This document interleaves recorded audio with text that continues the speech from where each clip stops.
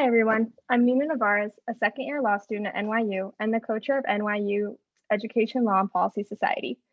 Caption is available in English and Spanish via the YouTube link and the captioning link provided in the email sent out earlier this afternoon.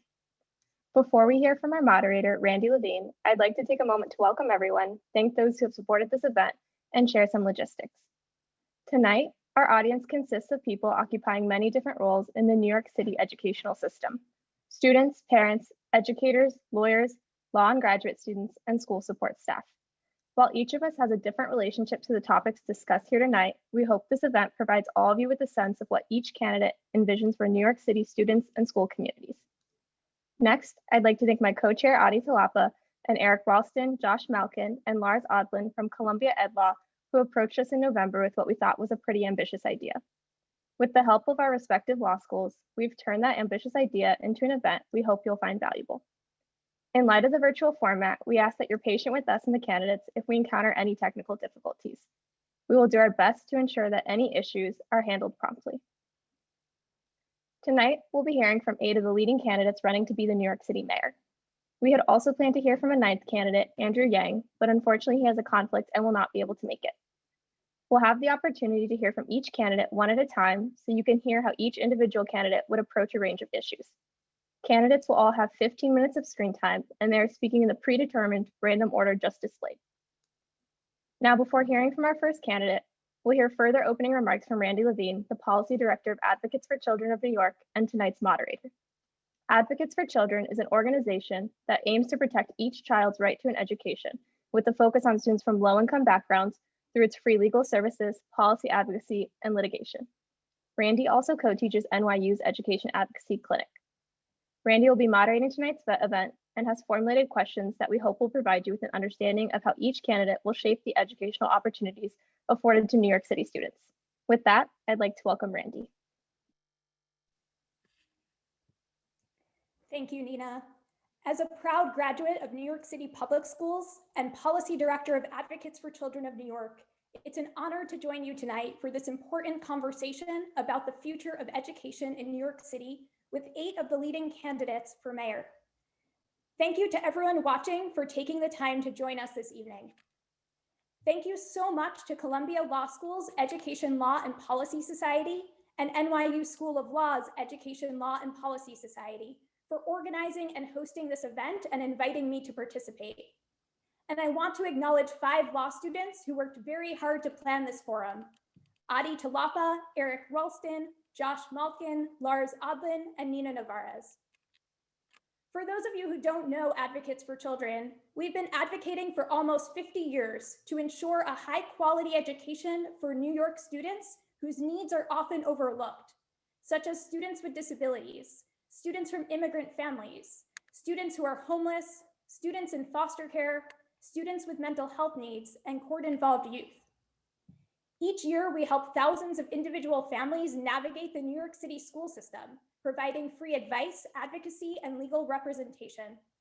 We also offer Know Your Rights webinars and guides to provide parents and professionals with the information they need to advocate effectively on behalf of their children.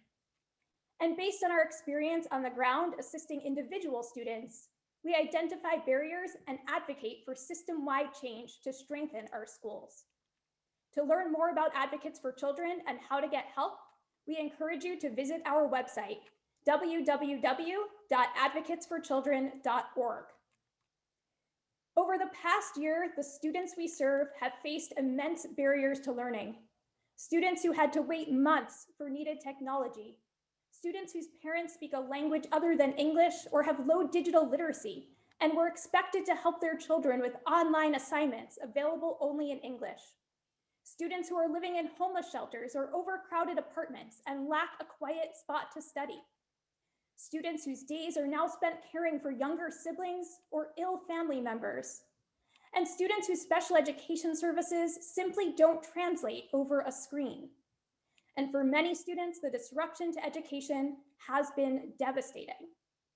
The next mayor must rise to the challenge of addressing the educational fallout of the pandemic and helping the city's students get back on track, while also addressing the inequities in education that existed long before COVID-19. As mayoral candidates think about COVID-19 recovery, schools must be front and center.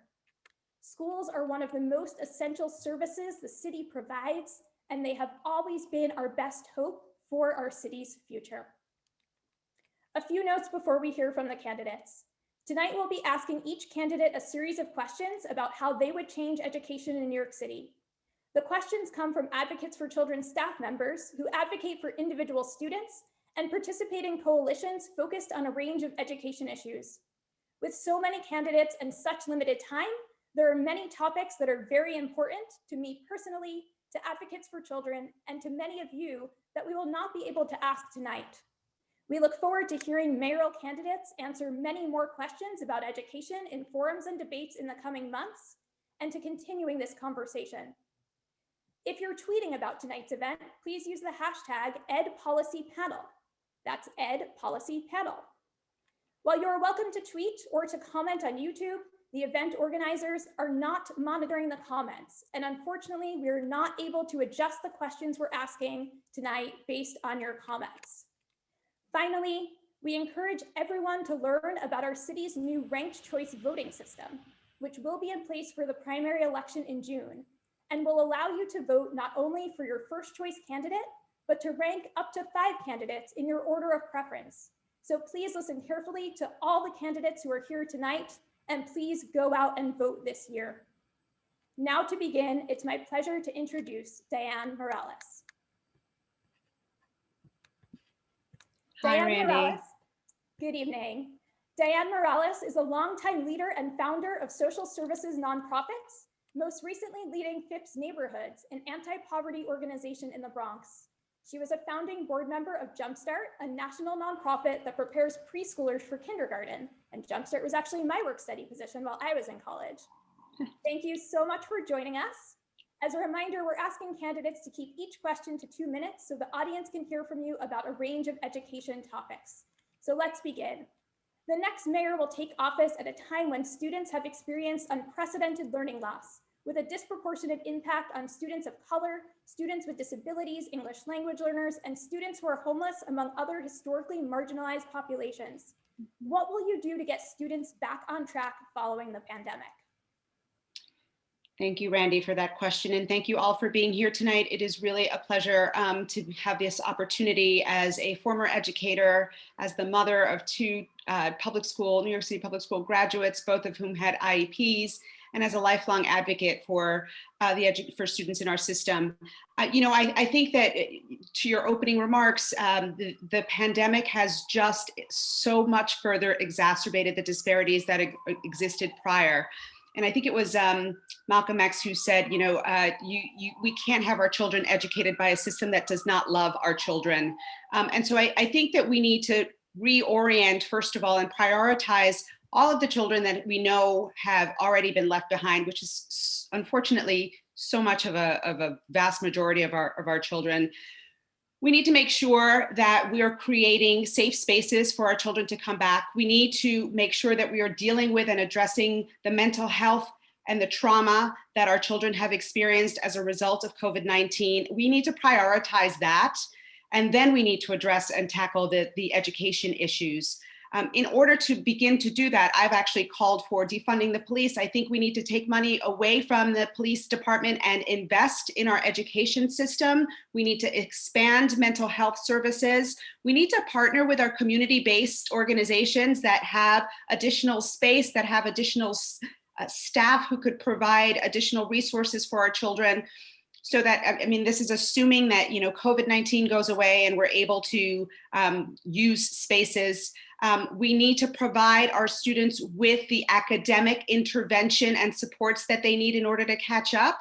That means also, I think, including expanding our school day, expanding our school year so that they are able to catch up and giving them the resources that they need in order to do that. I don't know how much time I have to. Thank you. That's perfect. Thank you so much. As far as timing, besides COVID-19 recovery, what is the biggest issue facing education in New York City and how would you address it? COVID-19 recovery.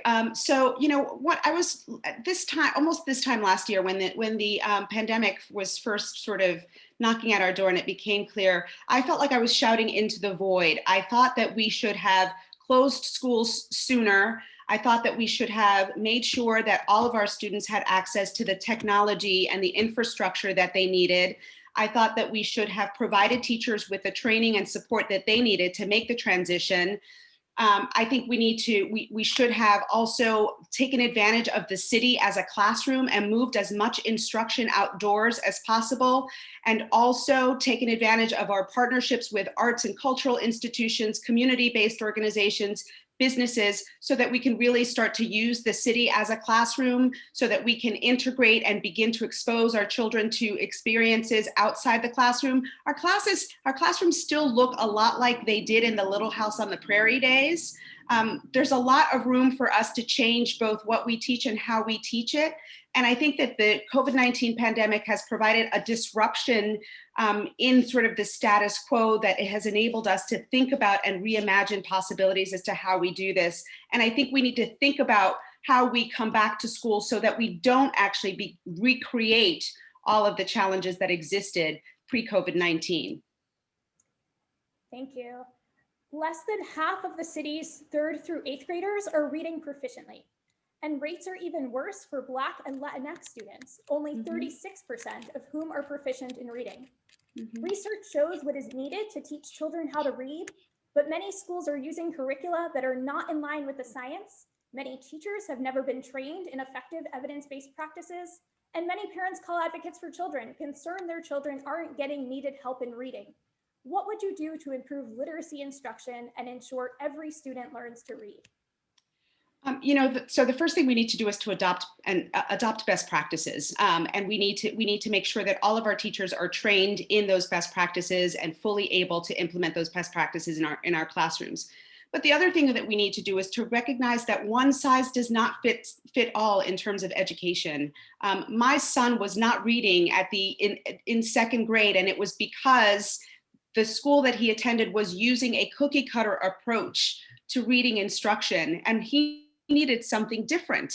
And so the ability for us to be flexible and adapt to an individual student's needs and recognize those needs and provide instruction in a way that rises to those needs and meets those needs is critical. Obviously, we need to adopt best practices, but we also need to not be so rigid that we are trying to put a square peg into a round hole. Our children are diverse, our children are different, our children learn differently. We need to be able to accommodate for that. Thank you. You already touched a bit on defunding the NYPD. I'm going to ask you a question about that, and perhaps you'd like to elaborate on how you do that. Will you commit to removing police from schools and moving the NYPD funding to the DOE to support the mental and social emotional health of students through appropriate support staff and direct services for students? Why or why not, and how would you do that?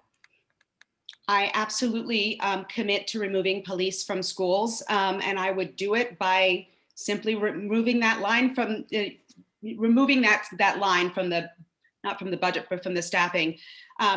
We need to not just remove police from schools, we need to overhaul the discipline system, including how expulsions and suspensions happen, and the sort of school to prison pipeline needs to be halted. We need to really end police intervention in student emotional crises. We need to increase culturally competent, healing-centered mental health staff in the schools. We need to increase the number of trauma-informed staff in the schools. We need to train every DOE employee in de-escalation and restorative practices, and actually also engage young people as peers in mediation and restorative practices, and expand the number of social workers and guidance counselors that are available in our schools so that our students can be provided with the appropriate supports once they have all the resources that are necessary. Thank you. Our city has one of the most racially segregated school systems in the country, and there are racial disparities throughout the education system, in high school graduation rates, suspensions, special education classifications, And who has access to screen schools and enrichment opportunities? To give just a few examples, what would you do to tackle the racial inequities that pervade the New York City school system? So I have already spoken publicly about my belief that we should remove all screenings and all barriers to access to schools that exist currently. I think that also means that we need to look at redrawing district lines and district boundaries. I think we need to fully fund and expand translation and interpretation and language support services that are available for families that don't speak English so that they can better navigate the system. I think we need to also recruit, train, and support an increased pool of educators of color, including transgender and gender nonconforming educators. And I also have advocated for ending the SHSAT, much to the chagrin of a lot of my former classmates from Stuyvesant.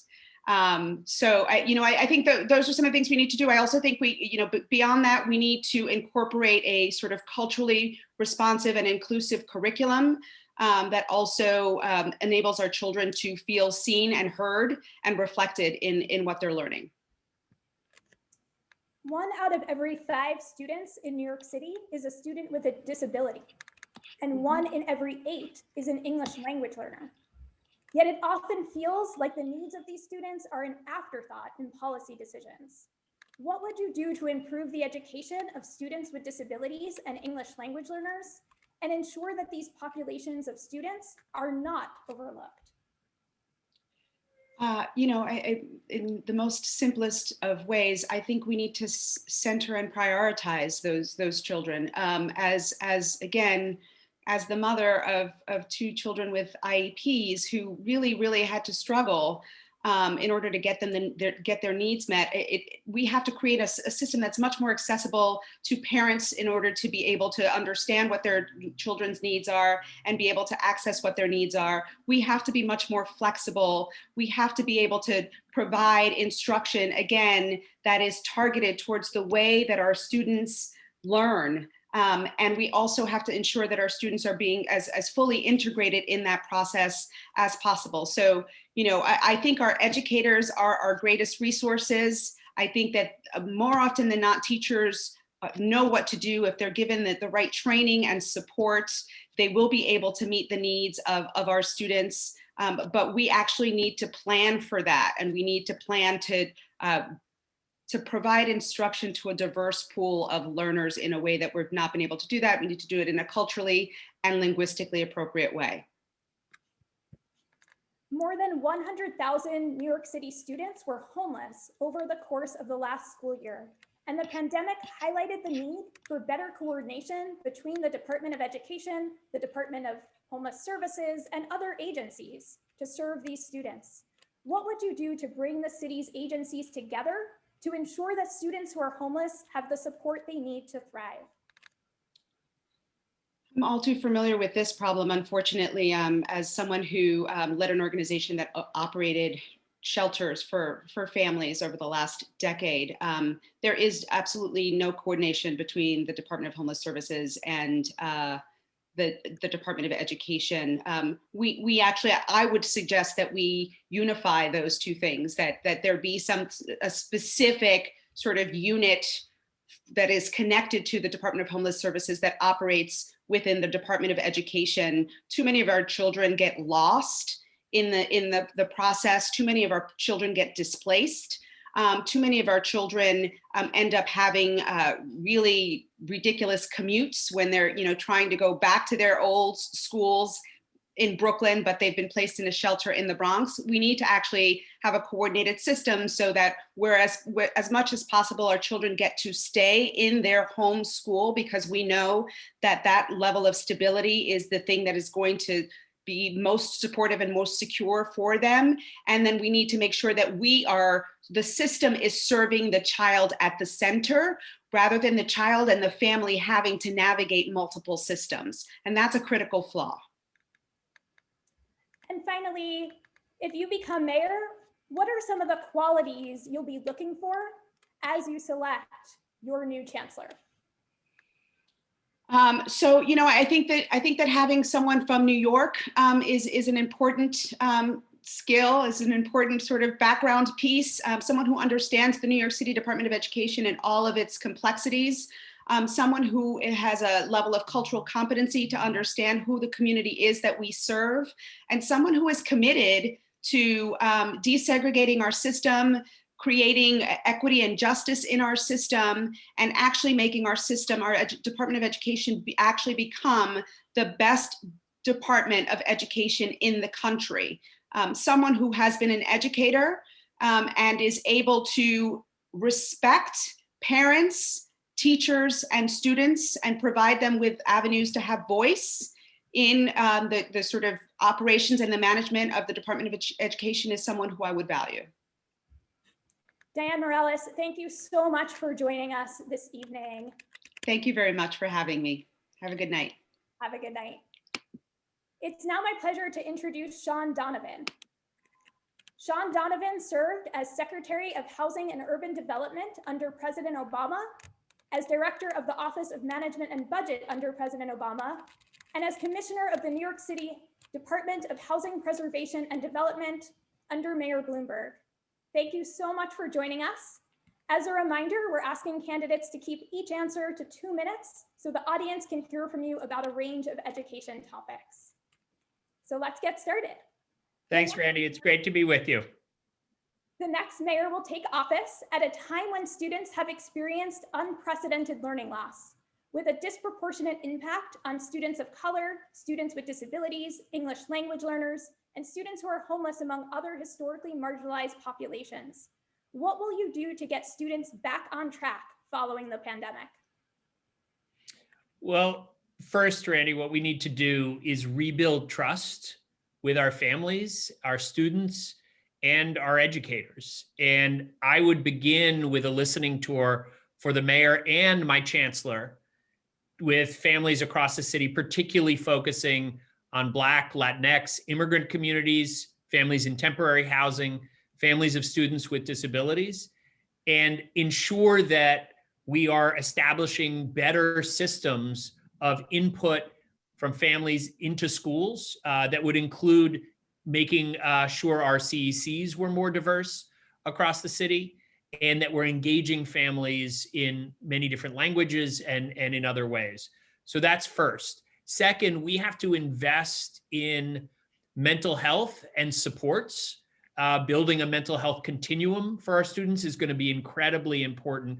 I know very personally from impacts on my family, my friends, the mental health challenges of this past year, and that's going to be critically important. I would also make sure that we're supporting their academic learning as well. One of the really innovative things about my comprehensive education plan is a proposal for an education recovery corps that would put young people, CUNY students and others to work at a time they desperately need work, working with our teachers to make sure that they're accelerating and recovering the gap in learning, but also dealing with the trauma that our students have been through this past year. I would also create a public-private investing in student success program that would raise philanthropic dollars and other private sector dollars to grant to schools to focus on rebuilding in the many ways that I've talked about.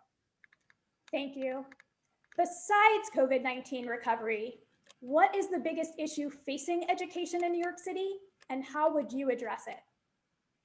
Well, I think the primary issue we need to deal with is the pre-existing inequities that existed in our school system before COVID hit. I have led through crisis again and again in my career, whether it was taking on the biggest housing crisis of our lifetimes, leading the recovery after Sandy hit our shores, and tackling Ebola when I was budget director. I've seen again and again that those who are the most vulnerable before a crisis hits are always hurt the worst by it. And so we have to not just rebuild what we had before, we have to reimagine our system to work as a system that really ensures every student is successful and is able to learn in the way that they should. We also need to, though, connect at this moment our schools better to jobs. I believe we need a true cradle to career pipeline that would include a paid internship for every single high school student in our system. That would include deeper connections into CUNY, both our 2-year and 4-year colleges. And I would also create the single biggest internship effort, the New York City Job Corps, that this city has ever seen, and demand that our leading chief executives within our first 100 days make commitments to what I call equity corporate commitments to hire Black and brown students coming out of our schools. And that would ensure that we have the economic recovery that we need as well. I hope we'll talk more about integration. I know I have 2 minutes here, but I have lots of specifics on that I hope we'll come back to as well. Let's start by talking about one of the pre-existing inequities. Less than half of the city's 3rd through 8th grade students are reading proficiently, and rates are even worse for Black and Latinx students, only 36% of whom are proficient in reading. Research shows what is needed to teach children how to read, but many schools are using curricula that are not in line with the science. Many teachers have never been trained in effective evidence-based practices, and many parents call advocates for children concerned their children aren't getting needed help in reading. What would you do to improve literacy instruction and ensure every student learns to read? Well, first of all, I think we have to recognize where the current administration has made progress. And I do believe that pre-K and 3K are significant accomplishments that I would want to build on. I also think that the universal literacy program is something that provides a good roadmap for what we need to be doing, embedding early literacy coaches to support educators, the range of things that are done there, I think has been a real positive, and especially post-pandemic, when we know that the impacts of distance learning fall the heaviest on younger learners, as well as those with other challenges. We know that we need to double down on the universal literacy program. So that is something that I would emphasize as well. And so I think that there is a template to build from here, but we need to go much farther. And that includes making sure that we're making substantial progress on the racial gaps and inequities in our schools as well. And much more to say on that too. Thank you. Will you commit to removing police from schools and moving the NYPD funding to the DOE to support the mental and social emotional health of students through appropriate support staff and direct services for students? Why or why not? Yes, I will. And I have a specific proposal I laid out in my nearly 10,000 word education plan. I promise not to give you all 10,000 words of it. Tonight, I have a remarkable team of folks with both local and national experience who've helped me build that plan. And absolutely, I'm committed to, first and foremost, making sure that we're dealing with violence and crime as the public health issue that it is. Building the infrastructure in our schools to take on the underlying causes that lead to violence, that's incredibly important.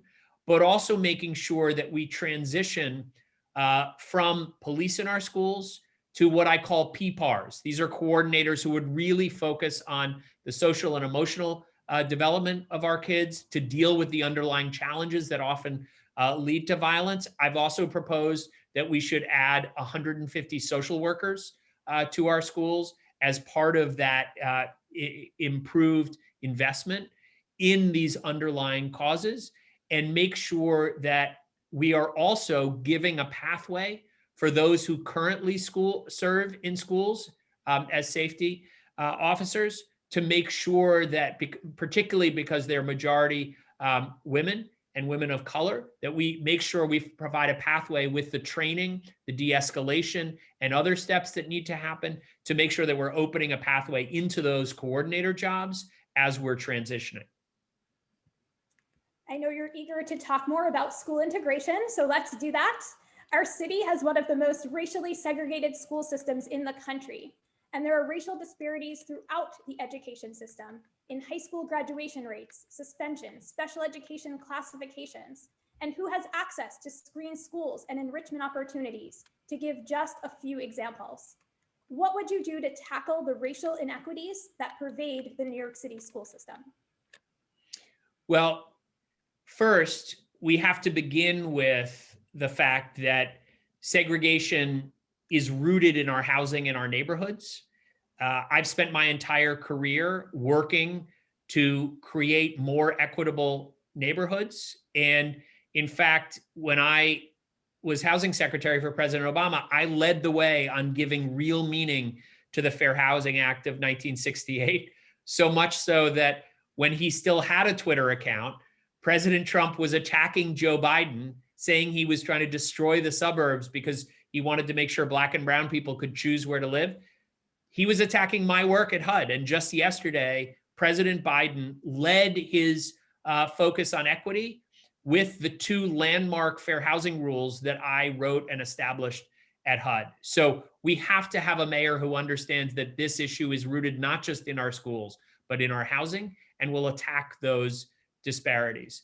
But within the education system, we have to begin by removing the screens and other policies that are leading to greater segregation. I agree with the decision to get rid of middle school screens. I would get rid of some of the screens in high schools, such as time and attendance, that are clearly discriminatory, as well as the geographic screens that we know are leading to inequities. But we also know that even if you do all of that, you have to have affirmative policies in place that promote integration. I do think there are important examples like District 15 that we need to be building on much more broadly, weighted lotteries and others that we make sure are attacking those inequities. We have very good examples of schools in this city, dual language schools, arts-based schools, and others that are achieving very diverse student bodies and very strong academic results. We need to grow those schools, and we need to open many more of them, particularly in neighborhoods that have been left behind for too long. I would also say that we need to take on the specialized high school testing.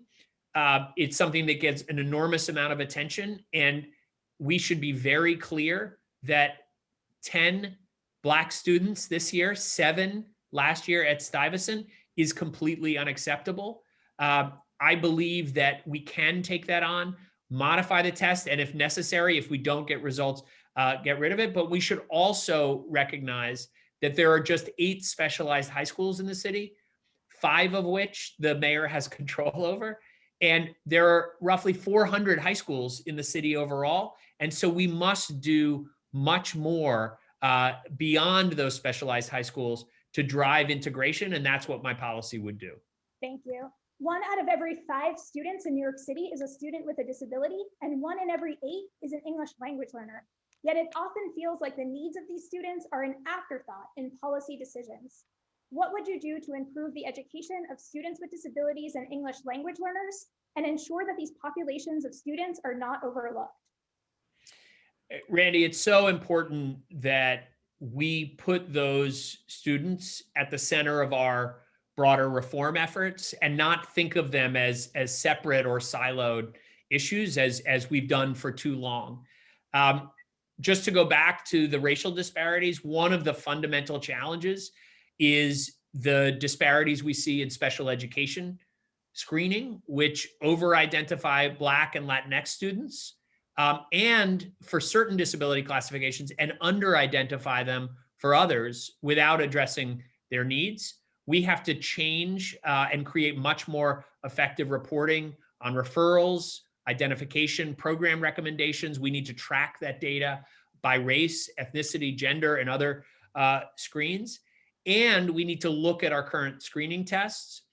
Second, we need to provide students with disabilities real research-based tested programs that meet their needs.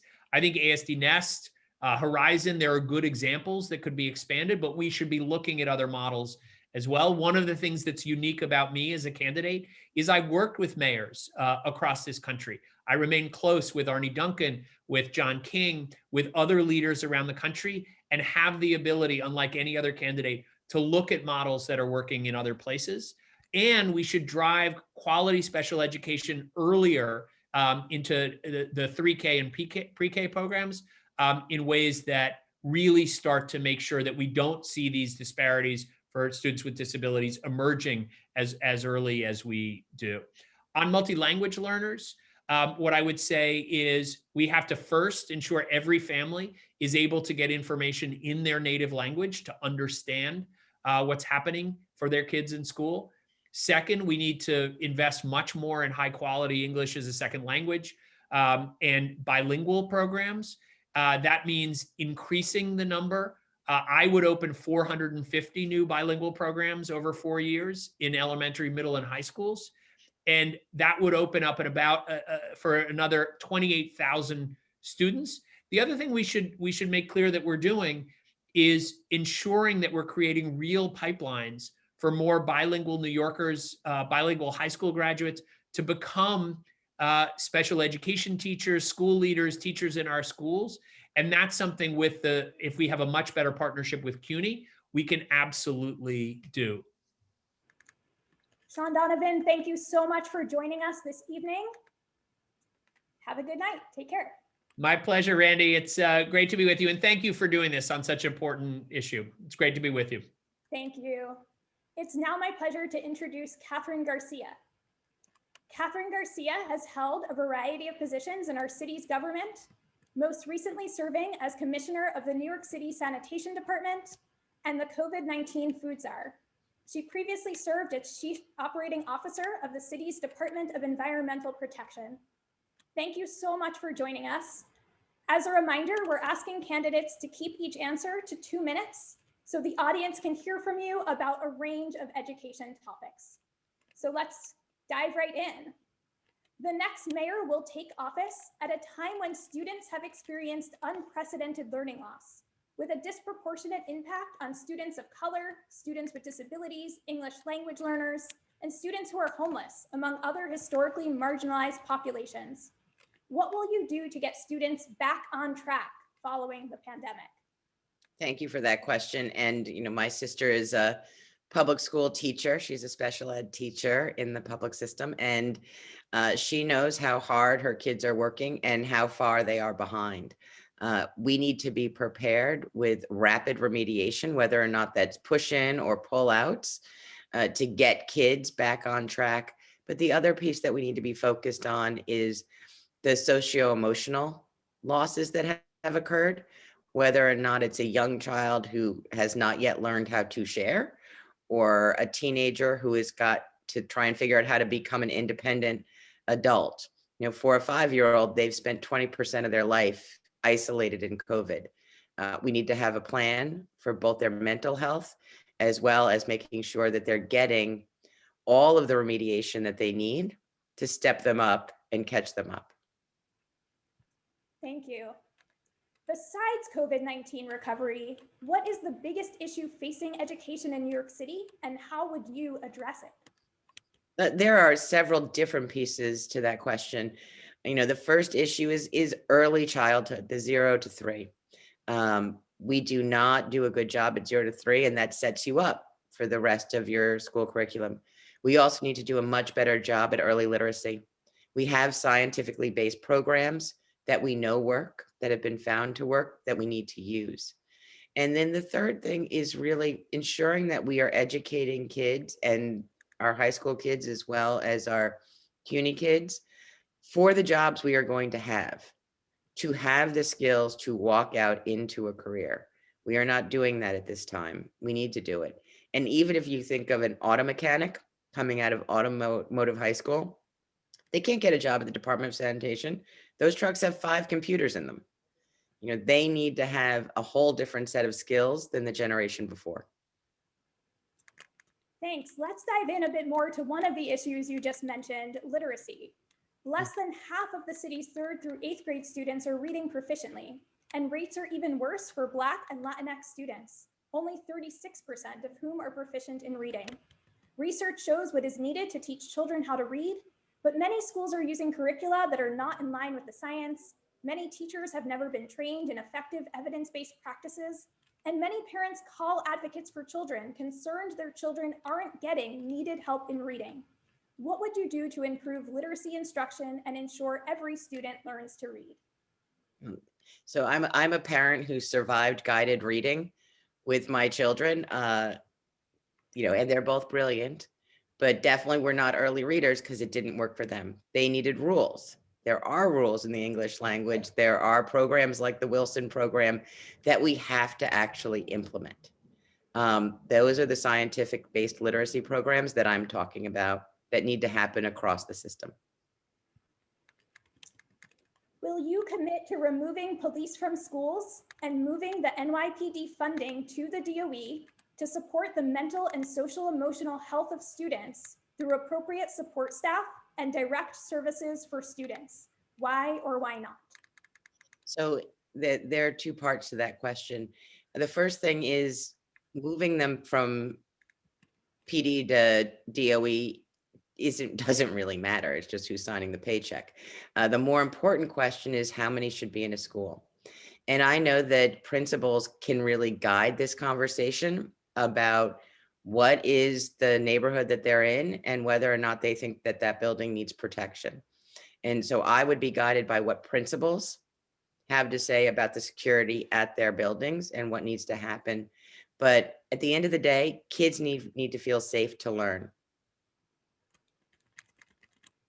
Our city has one of the most racially segregated school systems in the country, and there are racial disparities throughout the education system in high school graduation rates, suspensions, special education classifications, and who has access to screened schools and enrichment opportunities, to give just a few examples.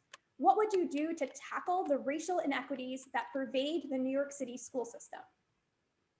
This really be built on the fact that every child needs to get a quality education and be prepared for a job in the 21st century and be prepared for a career. So that does start with early childhood and ensuring that everyone is getting early childhood education. And then the second piece of that is, as we move into elementary, is I would not have 4-year-olds get tested for gifted and talented, but I would ensure that every community school has enrichment programs so that they're getting music and they're getting art and they're getting additional math if that's their thing, or coding, or whatever it is that they are looking for, that those resources are at the community school level. I would follow District 15's model in terms of eliminating screens for middle school. As we go forward, you have to have the parents involved. And we also should be thinking about our school system more broadly. How does religious schools fit into it? How does charter schools fit into it? As we think about ensuring that all of our kids are getting a great education and are ready to take on new challenges. 1 out of every 5 students in New York City is a student with a disability, and 1 in every 8 is an English language learner. Yet it often feels like the needs of these students are an afterthought in policy decisions. What would you do to improve the education of students with disabilities and English language learners and ensure that these populations of students are not overlooked? So one of the first things I would do, particularly for students with disabilities, is expand the inclusion program. It is incredibly successful. It keeps kids who have disabilities in their normal classroom, in their community school, without being targeted as special in some way that is negative. Nobody knows that they're the kid with the IEP. They're just a kid in the classroom. And beyond that, in terms of English language learners, we need to ensure they're actually getting the services they're supposed to. There are very specific requirements that just don't happen. And we need to make sure and are holding DOE accountable that those kids are getting what they need. But we also should celebrate that they are going to be bilingual.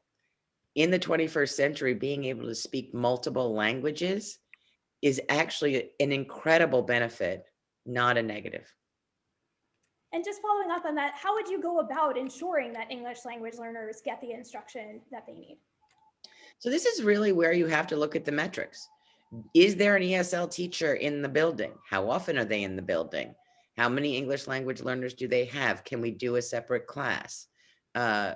Principals also need to be held accountable for what is happening in their building.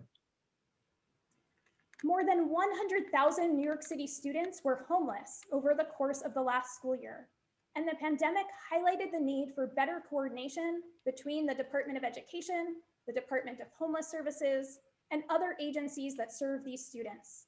What would you do to bring the city's agencies together to ensure that students who are homeless have the support they need to thrive? We know that having stable housing is critical both for education and also for holding a job and for your physical health. We need to be focused on ensuring kids get into permanent housing. But for kids who are homeless, which has been absolutely tragic, we need to ensure that they are identified and that they are getting the classroom support that they need as we move forward, but also are there physical things that they need? Is there a food challenge? Is there a clothing challenge? And Department of Homeless Services needs to help make the school aware of what that is. And this is also about how you manage. It is City Hall's job to ensure there are no cracks between the agencies. That is their sole reason for being. If agencies could work by themselves in silos, they would be fine. But where things fall apart is where City Hall has to step in and make it happen. If you become the next mayor, what are some qualities you'll look for as you decide who the next chancellor will be? Oh, I mean, that is really easy. Great educational depth, real focus on how to manage principals in classrooms, showing that they have actually been successful in educating children from disparate backgrounds, and that they have evidence of that. But I would hope that when we do a search for the next chancellor, that comes from someone within DOE, that we have the talent that we have grown to hopefully be able to do that promotion internally. You mentioned earlier early childhood education. Mm-hmm. What do you see as the next steps there? So the next steps for ensuring that 0 to 3 is to work with our community-based organizations as well as within the DOE, and create either vouchers or new spaces for children that young. It's also not only for their education, but goodness gracious, women have such a hard time. And I mean, I wish that it was men too, but even for families, it's usually women, where they end up having to step back from being able to work or put their kids in poor quality care because they have to work, and how hard that is on them being able to maintain employment and a stable household for that kid, which is also critical for their learning in the long run. Research shows the importance of family engagement in students' education. Advocates for Children often hears from families who don't feel welcome in their children's school or who have difficulty resolving problems with the education system, including many families whose primary language is a language other than English. What would you do to make sure that all families, regardless of the languages they speak, feel welcome in schools and can be full participants in their child's education? This has been something that's ongoing, having parent coordinators and PTAs within the building that speak the language, but also inviting our parents in more often for conversations with the educators, both during the day and in the evening, depending on their work schedules. But we have to find multiple ways. No notices should be going home that aren't in multiple languages. That parent needs to be able to engage, because we also know that kid will be more successful if that parent can engage. So it needs to be holistic. And how would you go about changing the Department of Education so that we see that type of culture shift? Yeah, so I've thought about this quite a bit, and one of the first things I think about as someone who has managed very large organization is the flatter you can make it, the more effective the mission that you are trying to drive is transmitted to the front line, which means that many layers of management at Tweed, I think, are unnecessary. They should solely exist to make the principal more effective. So if the principal needs a geometry teacher right now, that sort of falls on the back of the principal to go recruit. So if they're great at it, they get the best geometry teacher. But Tweed's not even part of that process or feeding people to them that could be helpful. So I think that empowering principals, making it so we're flattening out the organizational structure and eliminating busy work for principals and assistant principals is very important.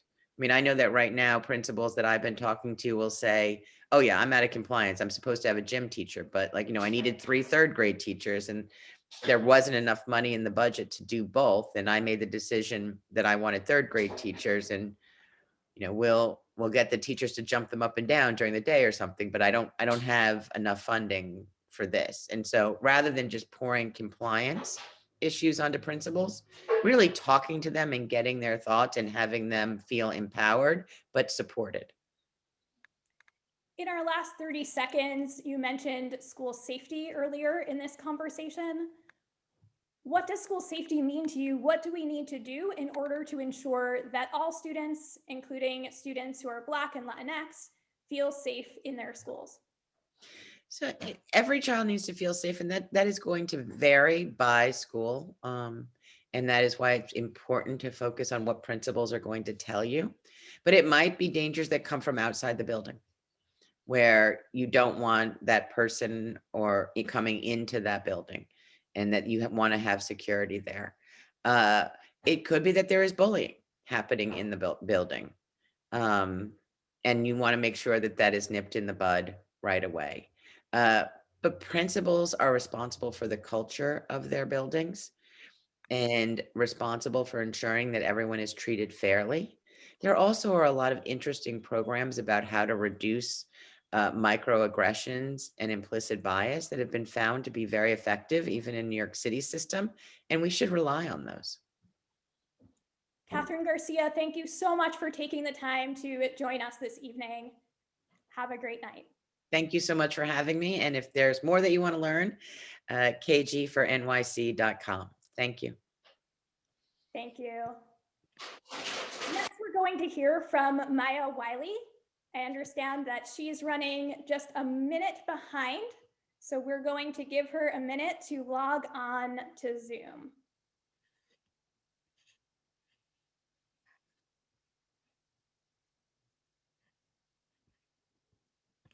And we see that she is joining right now. It's now my pleasure to introduce Maya Wiley. Maya Wiley is a lawyer, professor, and civil rights activist. She formerly served as counsel to Mayor de Blasio, and after leaving City Hall, served as chair of the Civilian Complaint Review Board.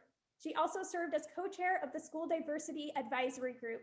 Thank you so much for joining us. As a reminder, we're asking candidates to keep each answer to 2 minutes so the audience can hear from you about a range of education topics. Going to jump right in. The next mayor will take office at a time when students have experienced unprecedented learning loss, with a disproportionate impact on students of color, students with disabilities, English language learners, and students who are homeless, among other historically marginalized populations. What will you do to get students back on track following the pandemic? Thank you, Randi, and it's a pleasure to be here. This is a question I'm hearing from parents all over the city.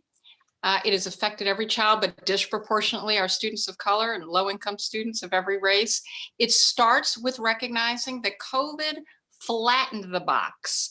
It's not even about breaking out of it. It is flattened. And we have to look at the innovative programs we currently have in our system that have never been taken to scale.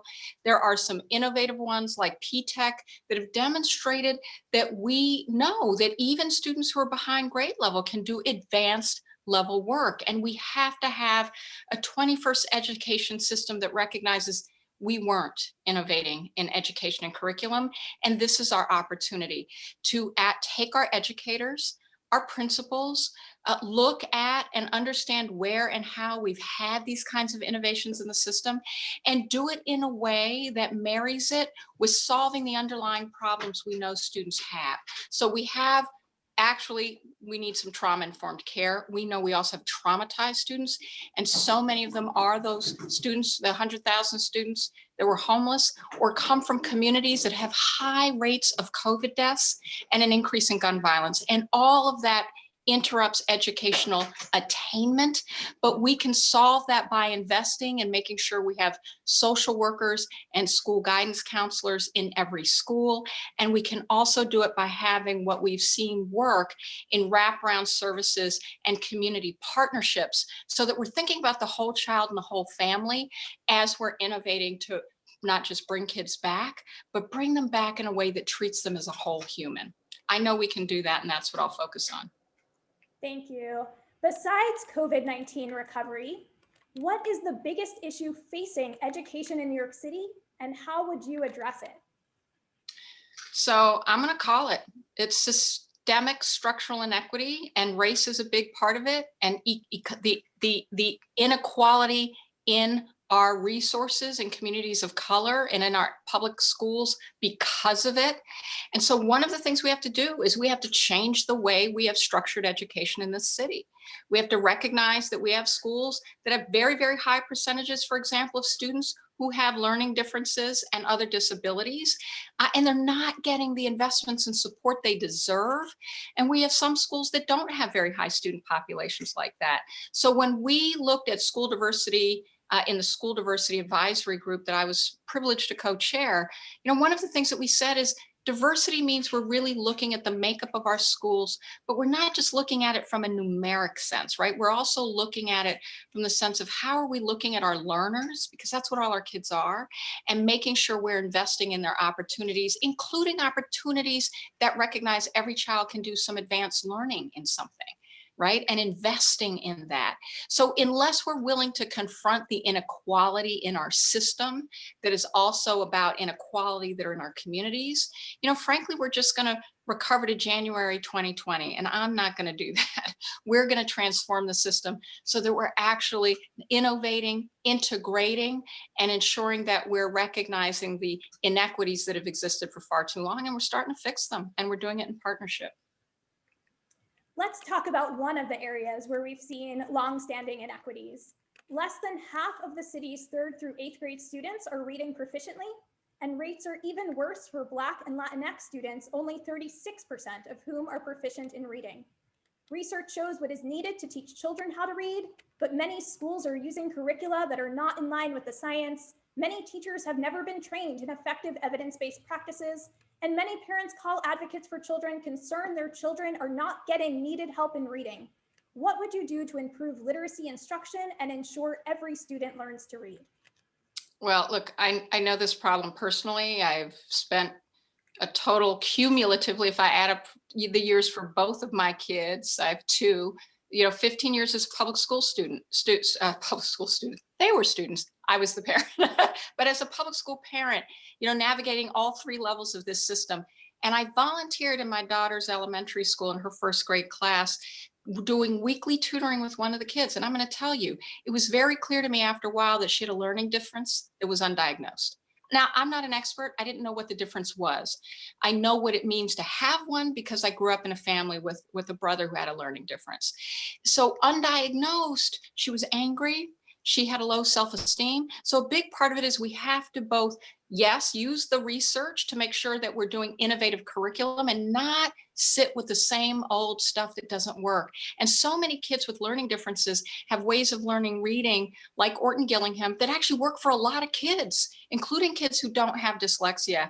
I've seen it work, but utilizing that, but yes, we have to support our teachers and train and support them in training, also supporting IEP teams to make sure that we're identifying students who learn differently. They're smart, they can learn, but we have to recognize that the how has to be tailored to them. And I think we have so much opportunity in our school system to learn from models and from strategies that recognize we have to start with the individual student. And there are lots of ways we can start doing that in our classrooms, even when teachers have more than one. So that's what we'll do. Thank you. Will you commit to removing police from schools and moving the NYPD funding to the DOE to support the mental and social emotional health of students through appropriate support staff and direct services for students? Why or why not? Absolutely, yes. Counselors, not cops. It is not an appropriate policing role. And look, we have the opportunity to do something that is important for every last one of our kids, and that's create student support teams. That means having counselors and other specialists in the school and being on teams with educators, with administrators that are identifying and locating and supporting kids in their full sense. I've seen it personally when a child in one of my daughter's classes threatened to bring a knife to school and stab her. Fortunately, an assistant principal overheard it. They created informally, and just as a school leadership that was creative, but essentially what they did is they created a support team around that kid. 3 months later, he was a different kid. And that is the point. We have to see our children as our children and support them. And in my gun violence prevention platform, we've said this explicitly. And we'd also include cognitive behavioral and dialectical behavioral therapy, because a lot of our kids are self-harming. And that's the first signs of some of the supports and the need for support that evidence themselves early in schools. And we'd put those services and create those services for our kids.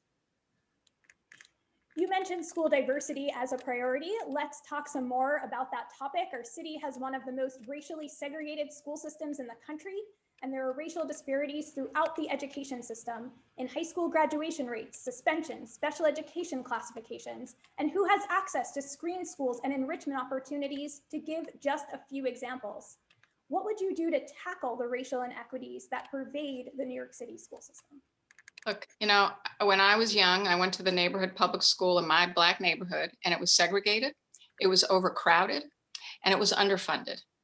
And I was at the top of my class with two parents who between them had more than 8 years of graduate level education. I was a privileged kid, and I was at the top of my class in second grade, and I was 2 grade levels behind.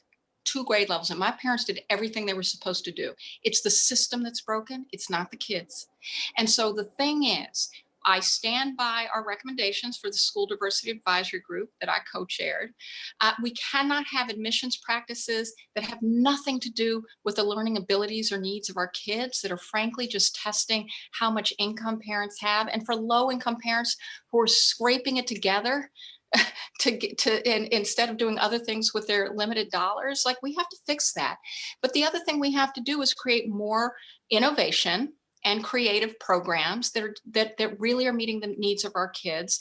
And we have to do that by partnering with communities, parents, teachers, all the stakeholders, principals, that say, what's going to work for us? It's one of our overlooked recommendations in the School Diversity Advisory Group is, we didn't say we had all the answers. What we said is, we got to pull folks together, recognize it's not a one size fits all answer, district to district or borough to borough. We have to start where we are, and we have to include people in the decision making and the innovating, and come together and make our schools better, because we all want it. They're all our kids. Thank you. 1 out of every 5 students in New York City is a student with disability, and 1 in every 8 is an English language learner. Yet it often feels like the needs of these students are an afterthought in policy decisions. What would you do to improve the education of students with disabilities and English language learners, and ensure these populations of students are not overlooked?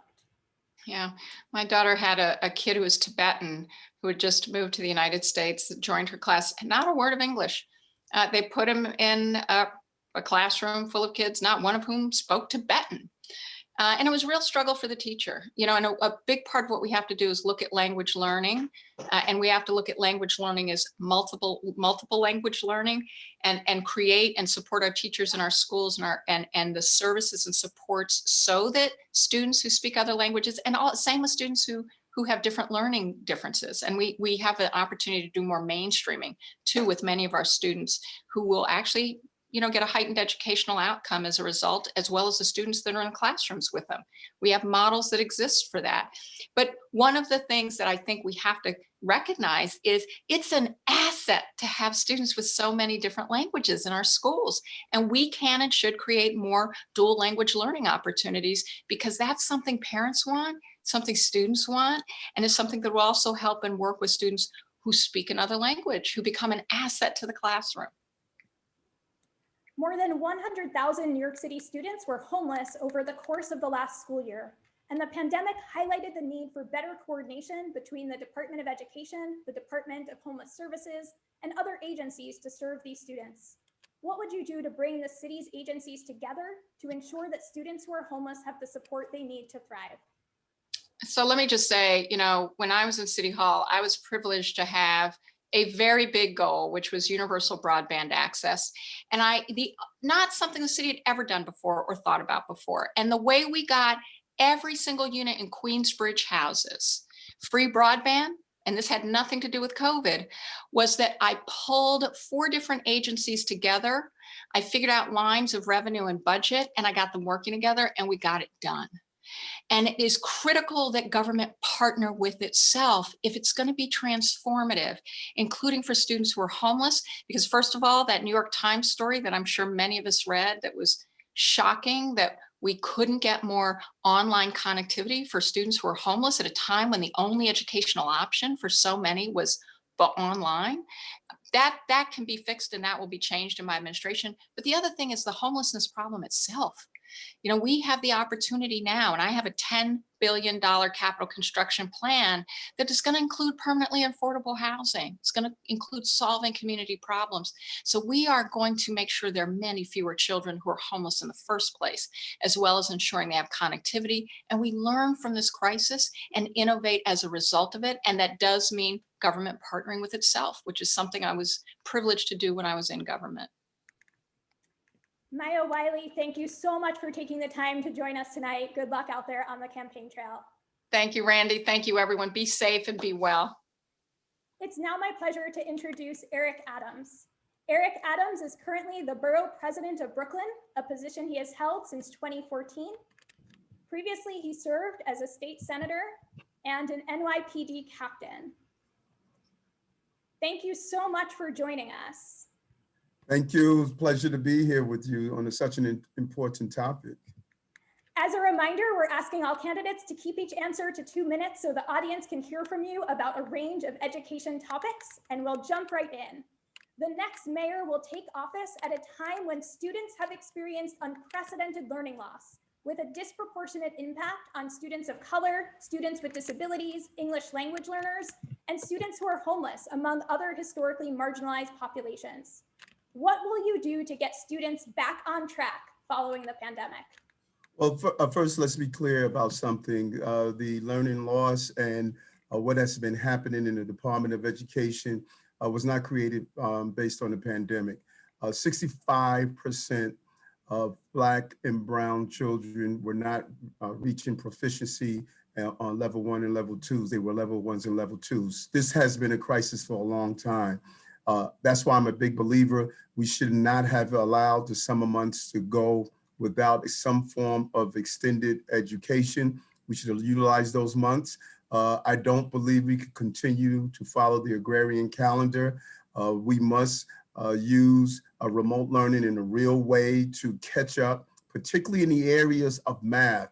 There was a slight drop in English and reading, but math, there's a substantial drop, and this could have a long-term impact in the future. And then I support what many of my educators have told me: extended hours in school, extended week hours during the week, and make sure that we could allow our young people not to further slip behind. But then again, this was not a COVID crisis, and I refuse to accept the fact that we have ignored Black and Brown students in this city for far too long. Year after year, long before COVID-19 hit this city, we have been having a crisis, and it's time to think differently about ensuring our children, all our children, receive a quality education. So thinking beyond the crisis, Besides the COVID-19 recovery, what is the biggest issue facing education in New York City, and how would you address it? The biggest issue is we have education wrong. For the last 2.5 years, I have been meeting with pediatricians and neurologists that they have been stating this for some time. Eric, everyone is talking about education is K through 12. That is just not true. The first classroom is in a mother's womb. Education is prenatal through career. And if we don't start having a real investment in early childhood education, not 0 to 3 after a baby is born, but we need to start investing with their mother. Eric Adams as mayor, every mother with her first child will have a doula. That doula is going to teach mothers about the nutritional benefits of while she's carrying that baby. Genetic markers could be turned on in a child while she's in or he's in her mother's womb, their mother's womb. I'm going to make sure that we give that first foundational support, that our young people are not born into educational issues, and then a continuing educational system, nutrition, foundation, making sure that we teach our parents on the benefits of brain development. 80% of the child's brains develop within the first 1,000 days of life. No one is given that real foundational instruction. And then once we move into the school system, improving our CTE programs, using the summer months and abandon this agrarian calendar of when children used to go pick corns during the summertime, teaching the skills for the future, critical thinking, communications, financial literacy, all of those real skills that young people are going to need, that they will be competitive in the artificial intelligence and computer learning environment. That's what we need to focus on, early childhood development in a very real way. Thank you. You already mentioned the alarming disparities we see in the area of literacy. Less than half of the city's 3rd through 8th grade students are reading proficiently, and rates are even worse for Black and Latinx students, only 36% of whom are proficient in reading. Research shows what is needed to teach children how to read, but many schools are using curricula that are not in line with the science. Many teachers have never been trained in effective evidence-based practices, and many parents call advocates for children concerned their children aren't getting needed help in reading. What would you do to improve literacy instruction and ensure every student learns to read? It's extremely important. This is something that I learned firsthand from sitting down with my principals and teachers. It is important that we refocus on retraining our teachers about an entire literacy program, ensure that we have literacy coaches for our teachers to make sure that they know how to treat proper phonetics, proper reading. We need to refocus that, and we're not doing a good job in doing so. I think it's crucial that we have a deeper dive and making sure that we give the proper literacy training, not only for our students, but those educators who are preparing our children to know how to properly read. And then we need to show proper diversity in the material that our children are reading. If we continue to believe that learning in our school system means that the books are not culturally reflective of our students, that is a big mistake.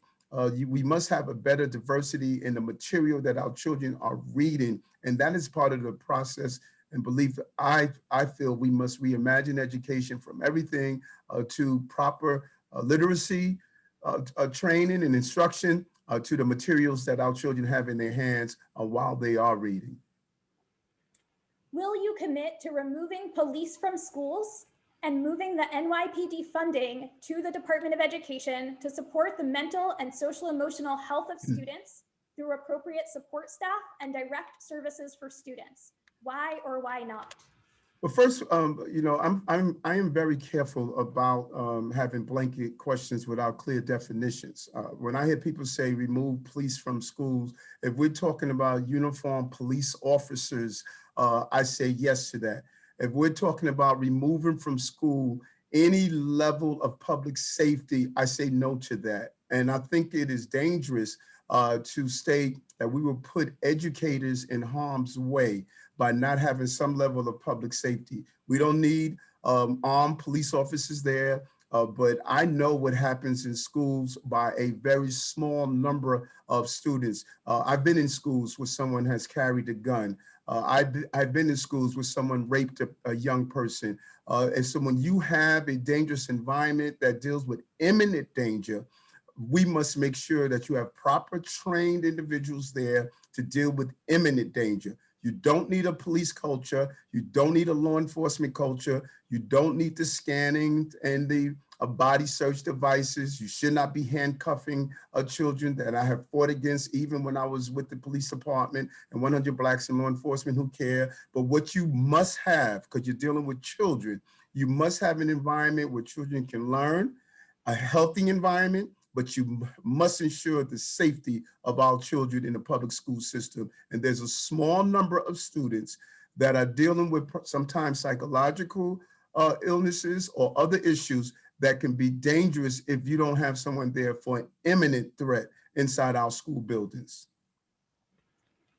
Our city has one of the most racially segregated school systems in the country, and there are racial disparities throughout the education system, in high school graduation rates, suspensions, special education classifications, and who has access to screen schools and enrichment opportunities, to give just a few examples. What would you do to tackle the racial inequities that pervade the New York City school system? This is not new to me. I noticed across the board. I grew up in Queens. I was bused to Bayside High School, miles away from my home. I had to get up early, and it sent the wrong message that the only way I can get a quality education is to leave my environment of South Jamaica, Queens. It's unacceptable. And I have really walked in several schools in predominantly Black and brown communities. And inside the schools, I have witnessed classrooms where all the students are white. We have used segregation for a long time to separate students, and that is the wrong thing to do.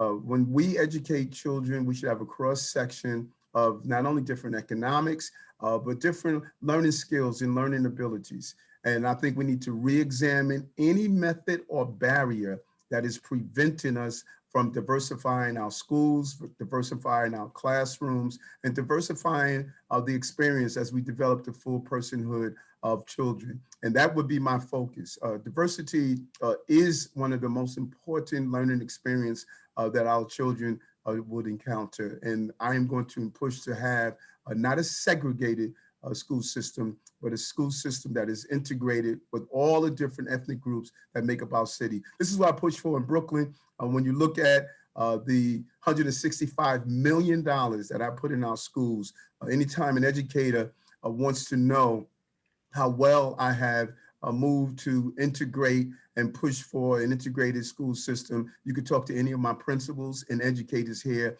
and they'll tell you the advocacy I have around this in this area.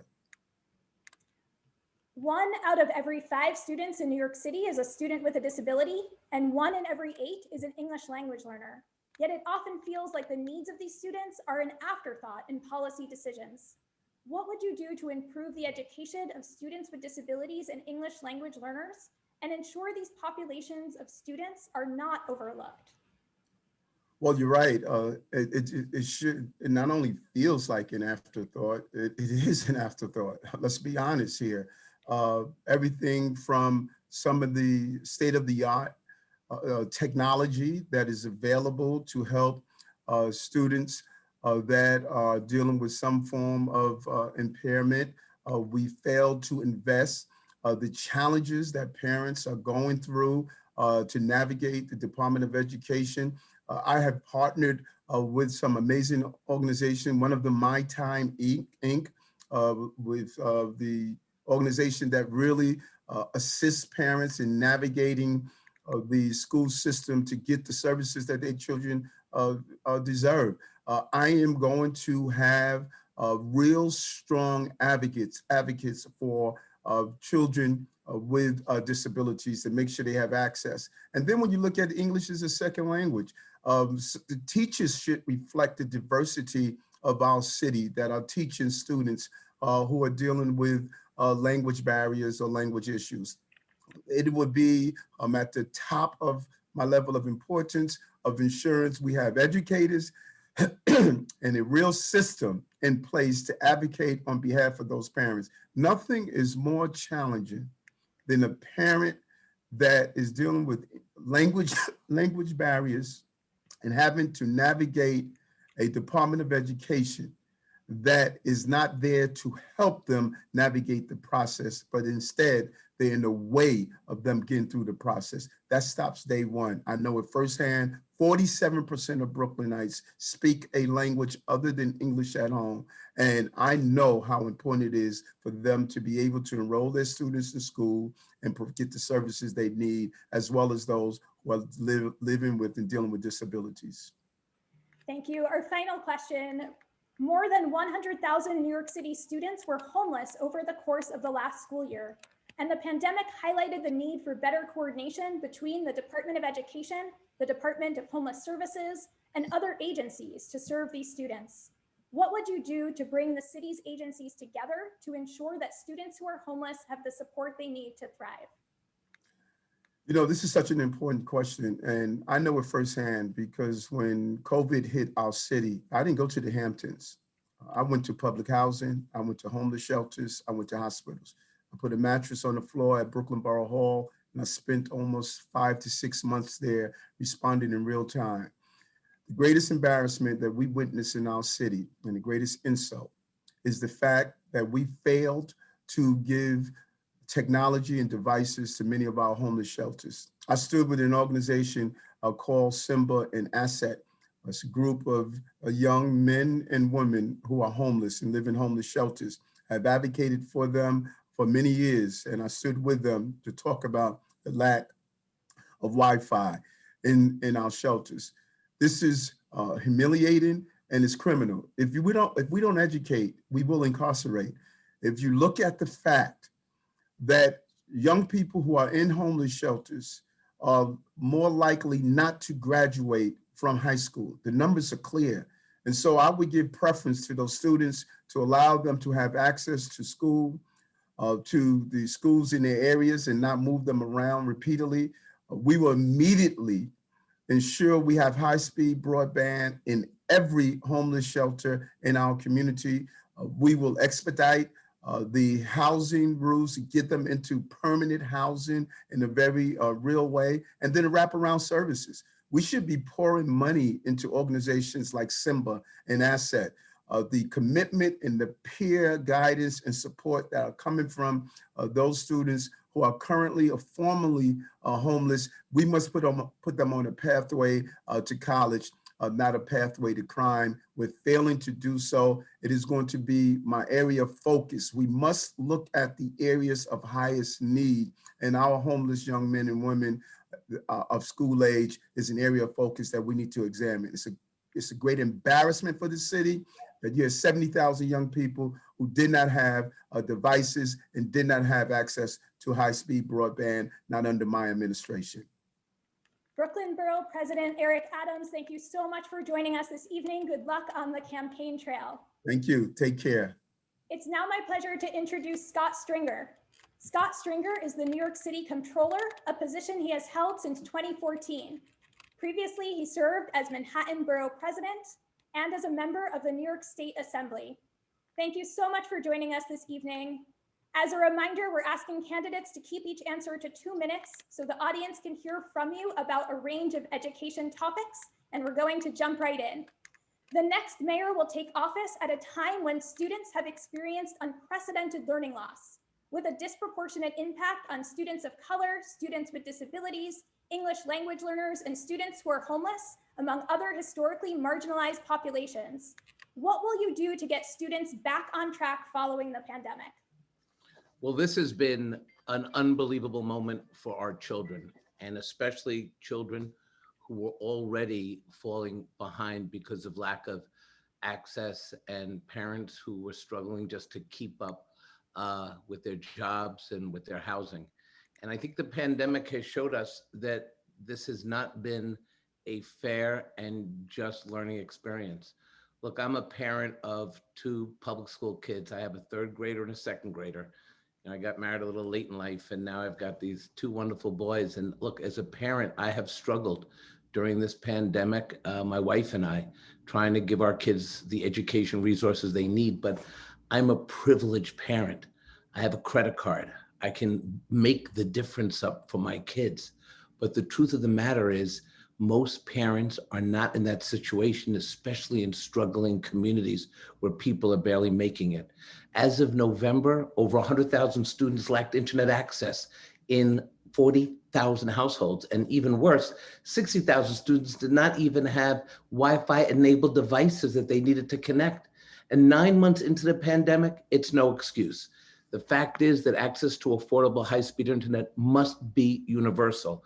And the truth is, the Department of Education, which is a bureaucracy that is not meeting the needs of our struggling communities. We need to purchase broadband to bring down costs, making the city the purchasing power agent. But we also have to make sure that we have internet passports so low-income families can access broadband.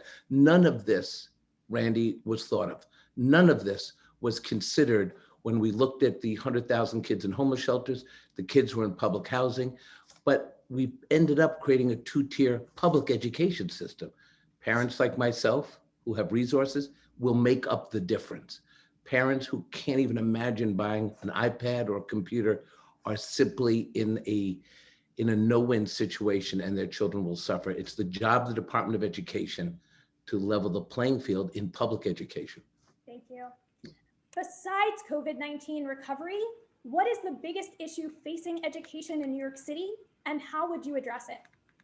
Well, I think post-COVID, we have got to recognize that a lot of our children are going to be coming out of something that no one has ever experienced, especially our kids.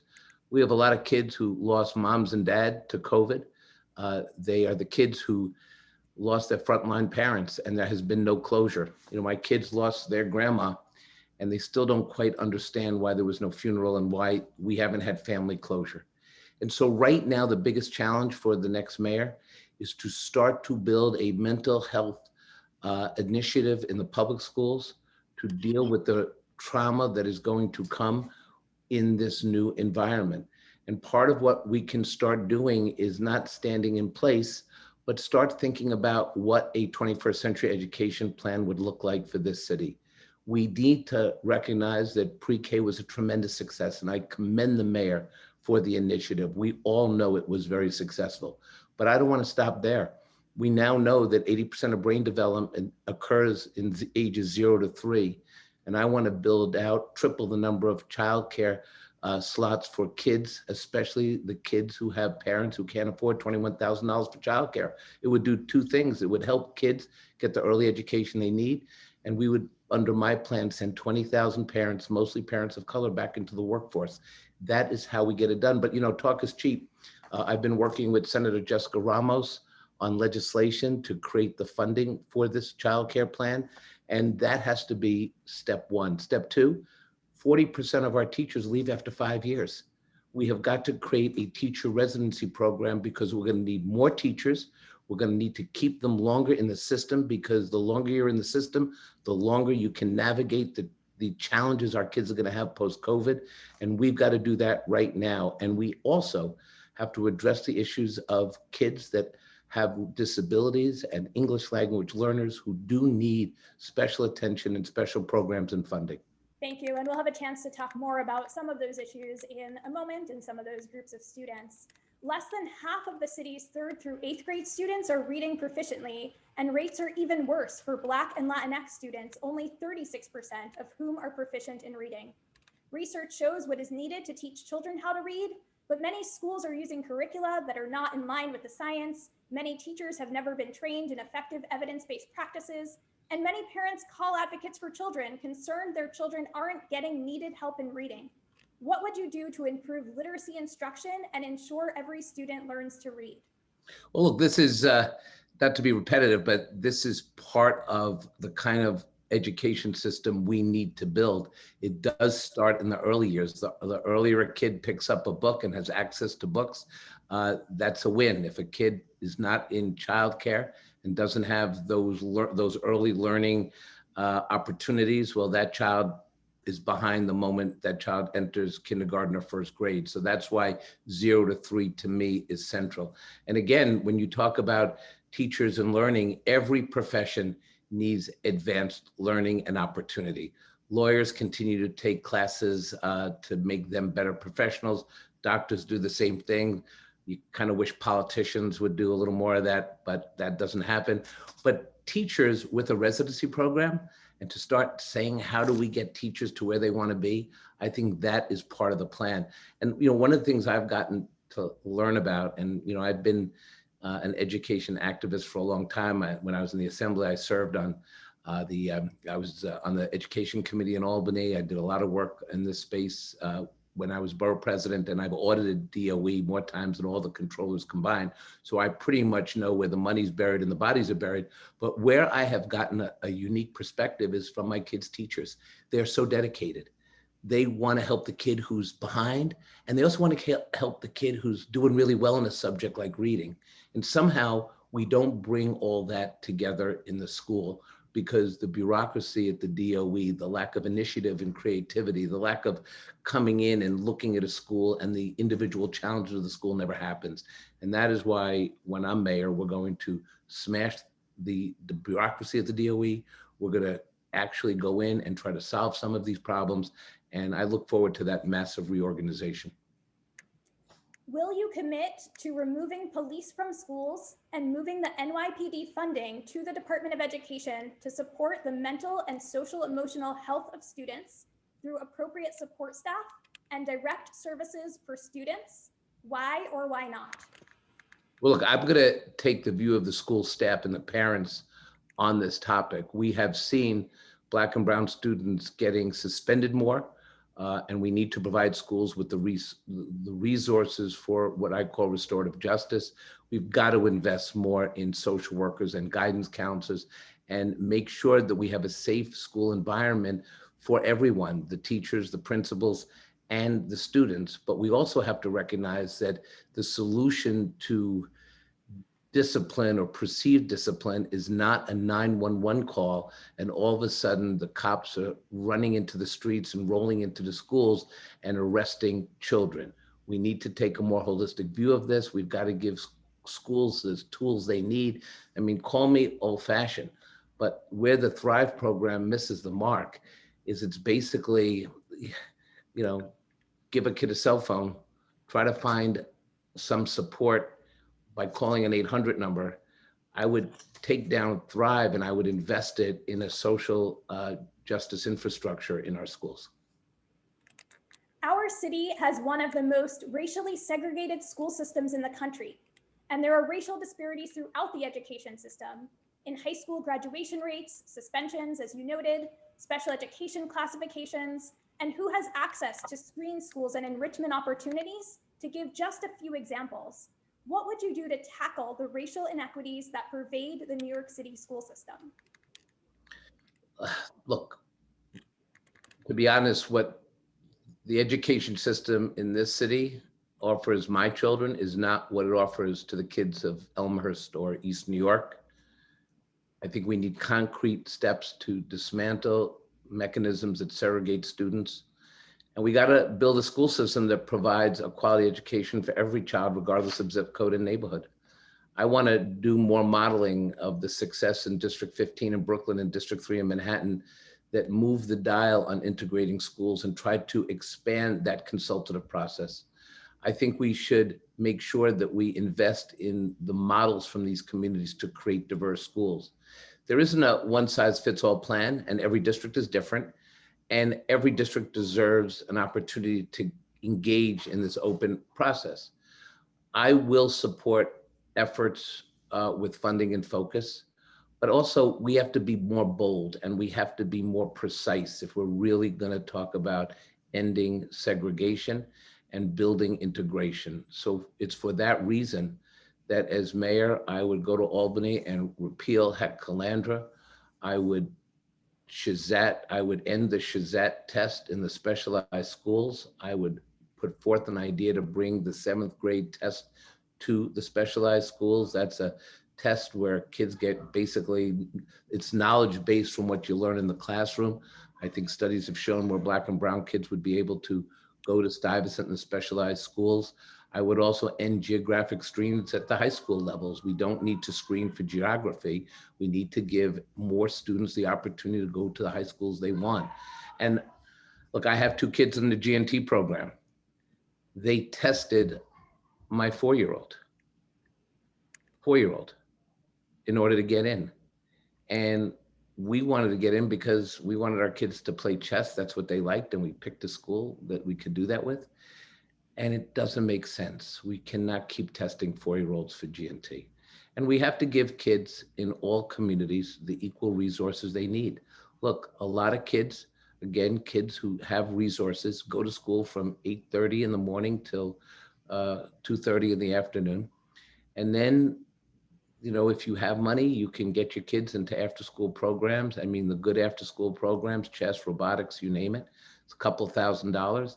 And the truth is, many parents can't afford that.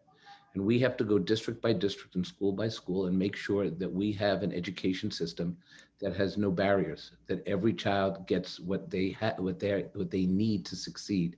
And we have to start centering an equal education philosophy in New York City. Thank you. 1 out of every 5 students in New York City is a student with a disability, and 1 in every 8 is an English language learner. Yet it often feels like the needs of these students are an afterthought in policy decisions. What would you do to improve the education of students with disabilities and English language learners and ensure that these populations of students are not overlooked? Well, you can't claim New York as the global city and not make sure and not do everything you can to make sure that the schools are welcoming to every family and that instruction is culturally competent. And we fail on that level. So we want to attract people from all over the world. We pride ourselves in being the greatest diverse city in the world. But when it comes to educating kids, we don't bring the resources home. And we certainly don't do that for children with disabilities. And we have to look at new ways to do that at the school level and in the classroom level. And we have to make sure that in classrooms that have the most challenges, but also the smartest kids, we've got to make sure that they have the resources they need to succeed. And I will make sure that happens. In our final 30 seconds, what would you do to bring the city's agencies together to ensure that students who are homeless have the support they need to thrive? You know, as controller, I've done the audits and investigations of our shelter system, and it is outrageous how our children in homeless shelters are treated. The reality is the system is broken within the shelter system, and we're tonight going to have 30,000 kids sleep in a homeless shelter. The problem is that the 100,000 students who experience homelessness every year are in silos. And what I said in September, and I meant it not just because of COVID, but going forward, we must have an interagency director of students in temporary housing to meet the education needs of this very vulnerable population of students. And I will appoint this position from within DOE so that we can have direct liaisoning with Department of Homeless Services and DYCD. We have got to put the lack of internet access on the table. We have to wire the shelters, but we also can't slow walk this because we're having these kids fall farther and farther behind. One of the investigations, one of the work that we showcased in the shelter system is the fact that when kids are not ending up in school, this is pre-pandemic, the schools don't call the homeless shelters. They don't call the parents if they live in a homeless shelter. But if my kid is a half hour late, they send me to the principal's office. And that is part of the systemic racism that pervades this education system. And so we're going to have to take bold action. We're also going to have to hold the mayoral candidates to a standard of being specific on these issues. And I think parents and advocates have a right to ask what happens on day 1, 2022, when the new mayor takes office. What's the 100-day plan to reform the Department of Education? Controller Scott Stringer, thank you so much for taking the time to join us this evening. Good luck out there on the campaign trail. Thank you, Randy.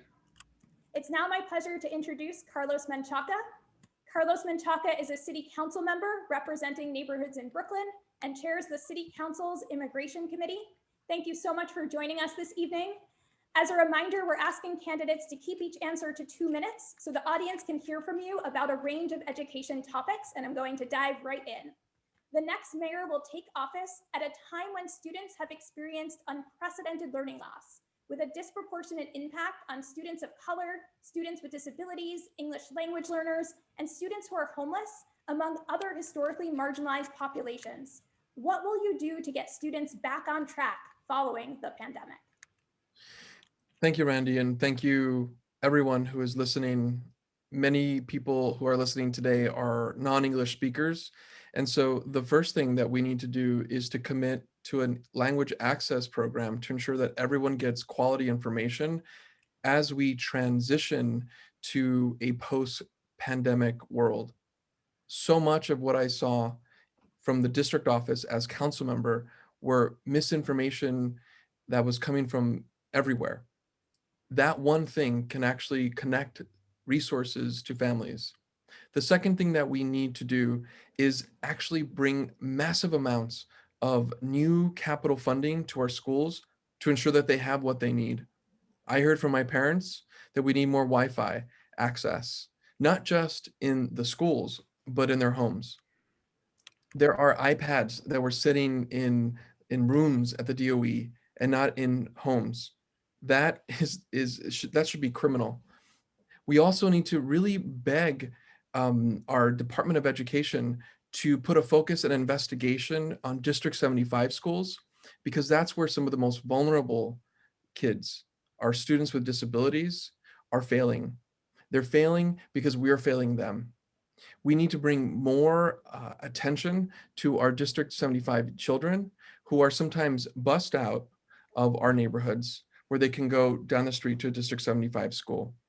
These are the biggest issues that I saw, and there's a lot more, but I think you get the point. We need to bring investment and bring the power of the parents and our students and our teachers to the forefront to understand those issues and solve them. Thank you. And that question focused on COVID-19 recovery. Of course, there were many long-standing inequities. So besides COVID-19 recovery, what is the biggest issue facing education in New York City, and how would you address it? One of the biggest issues, and these are two things that I think are kind of twin issues. One is the incredible segregation. This is something that has been reported on, has been talked about, and yet the city becomes even more segregated. But what is also segregated is not just our children, it's our resources. In District 15, parents led a movement supported by a lot of us to remove screens from middle schools. When we brought parents together from Sunset Park and from Park Slope, we had so much trouble because they were talking about very different needs. Parents from Sunset Park were asking for more resources for their schools that were overpopulated, that didn't have space for music and art programs. This is what is the conundrum that we can solve with more resources. And I'm so happy to report that partnering with our schools leadership, our parents and our kids in Sunset Park, there are 7 new schools on the way to District 38. That's the power of organizing, and that's the power of voice. And so I think those are the kind of things that we need to immediately throw ourselves in front of and get done. And we can do that. Thank you. Less than half of the city's 3rd through 8th grade students are reading proficiently.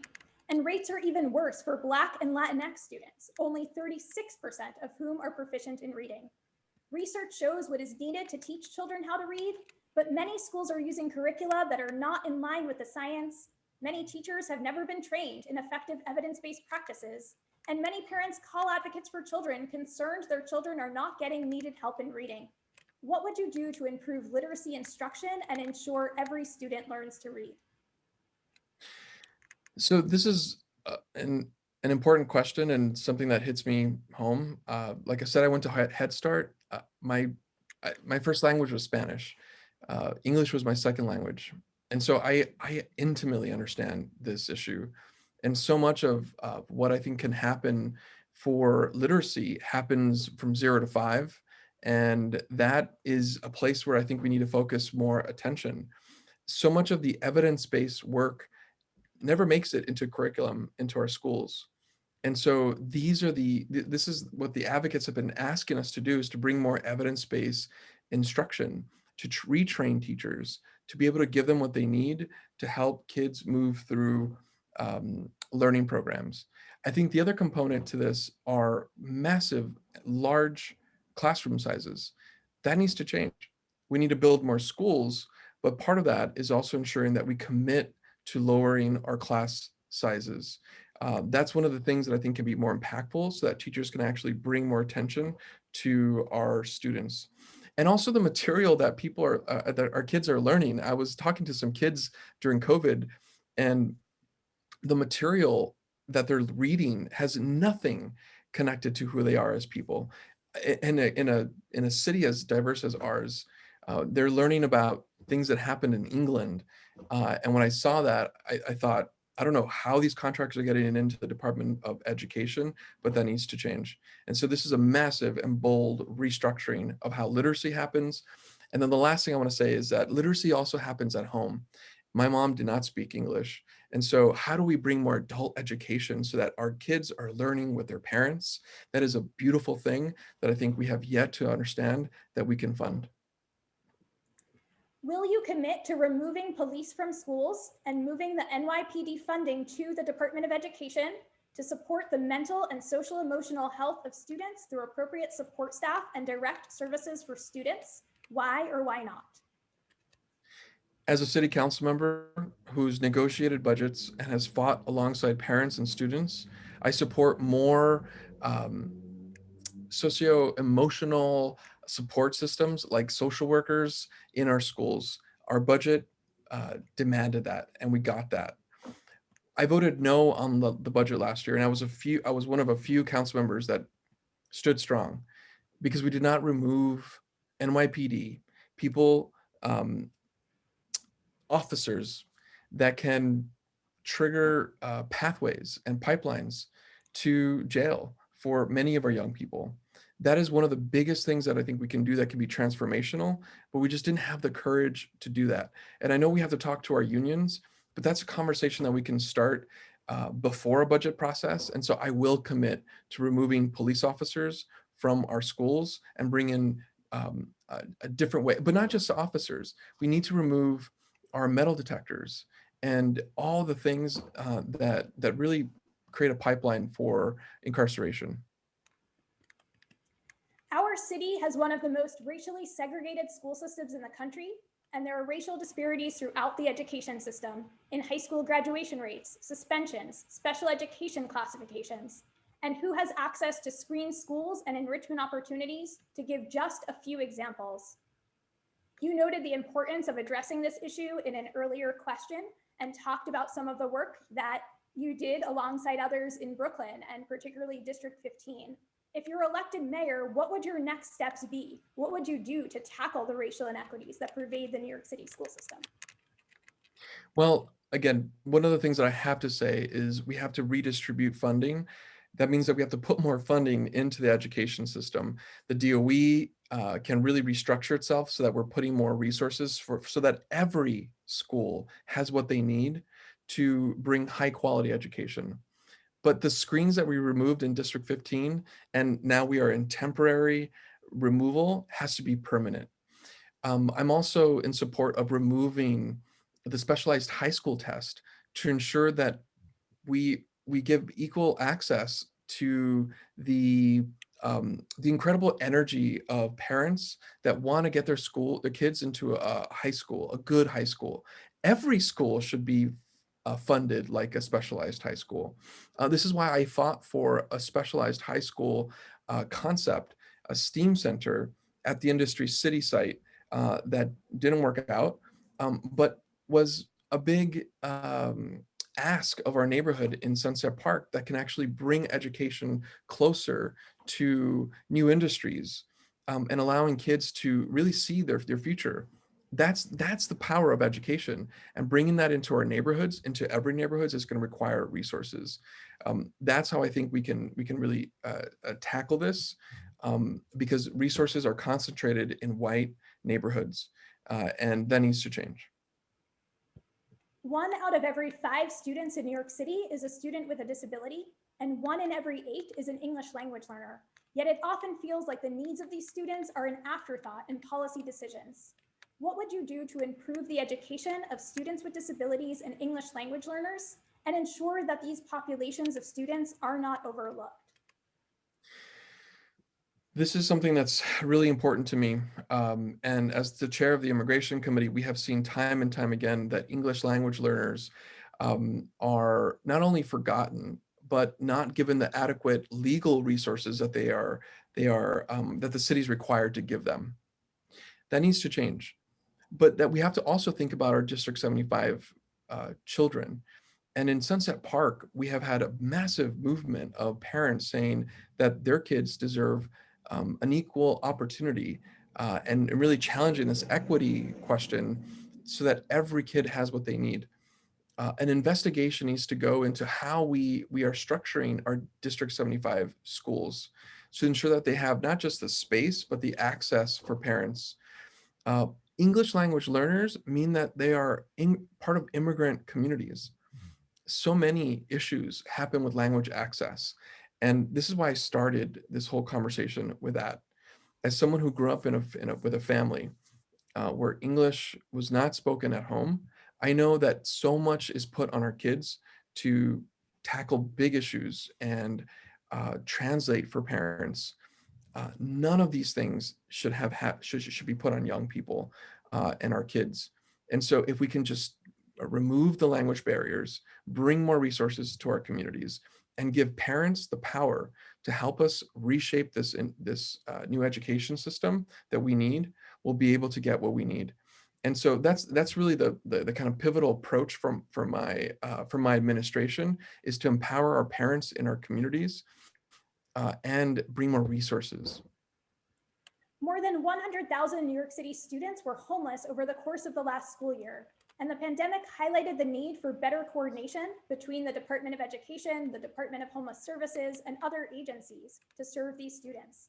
What would you do to bring the city's agencies together to ensure that students who are homeless have the support they need to thrive? There's no doubt that this requires a multi-agency, interagency approach.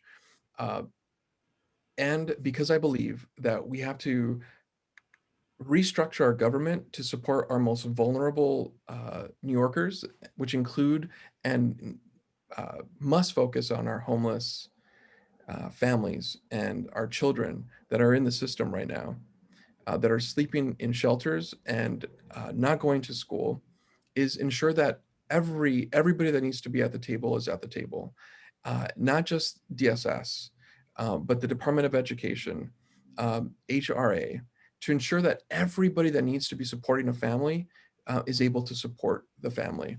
This is why we need housing. Removing our dependence on shelters is key to my administration. I want to bring permanent, affordable housing to our communities to ensure that we can actually convert hotels into permanent housing rather than shelters. This is going to be critical to stabilize a family, and that's what the families who are coming into my office are asking us to fight for. And I think we can do that with a Green New Deal that brings in massive amounts of capital money to ensure that people have access to homes. That is the most critical thing I think we can offer our homeless families. In our final 30 seconds, language access is a major barrier that Advocates for Children sees for the families who we serve. And families often have difficulty getting help from their schools, feeling welcomed in their schools because of that lack of language access. And given your emphasis on the importance of that issue, what are the first steps you would take to improve that situation and ensure that families can be full participants in their children's school, regardless of the language they speak? One of the first things that can happen and should happen now in this budget in 5 months is to fully fund translators and interpreters for every school. Schools should not have to beg or ask parents to help translate in meetings. That one thing will allow for more power to be generated and more organizing to happen. And so that's the kind of biggest game changer. We know that the Department of Education uses phone interpretation services. That has to be better. That technology, it doesn't always work well, and having someone in person will allow for that to happen. And then finally, so many of our families are also not able to access language services because they are coming from indigenous cultures in Mexico and African countries that are not yet known to the Department of Education or the city itself. We need to be bold and ensure that every family that comes in can get the language access they need. And that's going to require resources, but this is where we need to be spending our money and our time. Thank you. Councilmember Carlos Menchaca, thank you so much for taking the time to join us this evening. Good luck out there on the campaign trail. Thank you so much. Good night and be safe. To close out this evening, it's now my pleasure to introduce Quanda Francis, who is currently an accountant, data scientist, and the president of Sykes Capital Management, a fintech firm based in New York City. Thank you so much for joining us. As a reminder, we're asking candidates to keep each answer to 2 minutes so the audience can hear from you about a range of education topics. And I'm going to dive right in. Okay. The next mayor will take office at a time when students have experienced unprecedented learning loss, with a disproportionate impact on students of color, students with disabilities, English language learners, and students who are homeless, among other historically marginalized populations. What will you do to get students back on track following the pandemic? I'd like to first say thank you for having me. And first off, the goal would be to ensure that all students are safe and administrators are safe and teachers are safe. But what I would do is a part of my platform is to now introduce machine learning recommendation systems into the K through 12 education system. I think that we need to rethink education.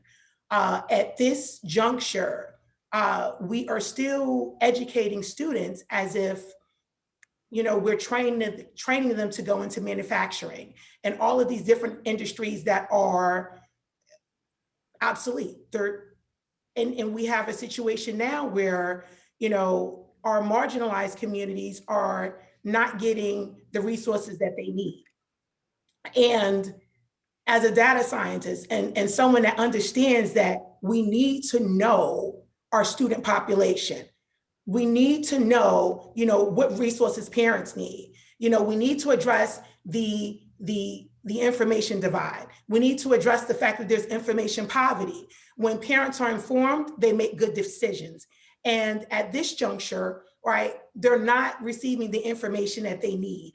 So it is important to now rethink education in the 21st century. Besides COVID-19 recovery, what is the biggest issue facing education in New York City, and how would you address it? All right, education inequity and, and the segregation of our school system. As someone that was born and raised and educated in this school system, I am someone that, traveled from one part of the city to another in order to get an adequate education. I have a child that's on the spectrum now, and we travel from one portion from Brooklyn to Manhattan in order to, for him to receive a quality education that meets some of his needs. And I say that because, right now, I would like to first say that I agree with all of your recommendations for the next administration. Every single one of them is robust, it's targeted, and it will bring us to a place of integration. And when I say integration, I mean one that addresses the disparities. Yeah, we can get rid of the specialized testing, we can get rid of all of these different measures, but will that adequately address the disparities in our education system? We don't measure fish on their ability to move on land, but we're still implementing this sort of process in terms of education. And again, it starts with rethinking education, understanding the needs of each individual student. We have students in different parts of the world that are introduced to coding as early as 6 years old. And here in New York City, our great city, we still have a situation where we are struggling to figure out how to best educate our most vulnerable population. And we have as I said, I've introduced machine learning recommendation systems because the technology is already there. If marketers are able to use with precision, this technology to determine, what they think we would buy, why can't we utilize that same technology for education? Thank you. Less than half of the city's 3rd through 8th grade students are reading proficiently, and rates are even worse for Black and Latinx students, only 36% of whom are proficient in reading. Research shows what is needed to teach children how to read, but many schools are using curricula that are not in line with the science. Many teachers have never been trained in effective evidence-based practices, and many parents call advocates for children, concerned their children are not getting needed help in reading. What would you do to improve literacy instruction and ensure every student learns to read? And first off, we would look at the data. We have to understand the population that we serve. Can you imagine a business being successful without adequately understanding their customer? No, there would be, I show you a business that's obsolete, but that's how we're approaching education, right? It's a one size fit all. And instead of us looking at a situation where our curriculum, students need to adapt to our curriculum, we need to adapt our curriculum to our students' needs. And I look at some of these same students that I know and that have very low literacy rates, but on the technology front, they're excelling. They are able to code. They're able to do all of these amazing things. So I asked, okay, well, where is the breakdown? Is it the student or is it the education system that is not properly servicing that student? If we have students that can recode credit cards that have dropped out of high school, you can't tell me that those students don't have the ability to perform well in the right environment. And everything is about creating the right environment. And our students right now, a lot of them don't, in marginalized communities, don't have the right environment. Will you commit to removing police from schools and moving the NYPD funding to the Department of Education to support the mental and social emotional health of students through appropriate support staff and direct services for students? Why or why not? Well, what I would first say is that the school safety officers that are currently in the school system are civilians. They're not police officers, and they are not trained like police officers. They're actually, a lot of them live in the community. I've had a lot of conversations with them where they have stated to me that, when they were under the Department of Education, they didn't have the benefits and support that they have under the NYPD. And considering that the NYPD is not just an organization it's not just an organization that's purposed with the goal of policing. The goal of the NYPD is also to keep all New Yorkers safe from harm. And separating the two missions in terms of having a police-free schools is not now taking into account that some of the school safety officers have great relationships with the students. They are from the community. Most of them make under $50,000 a year, and the students feel comfortable talking to them. So I think we need to rethink that in terms of when we say policing, because they're not uniform members of the service, they're civilian members of the service. And I've worked for the NYPD, so I understand that there's a very difference between the two, and how they're trained and how they deal with our students.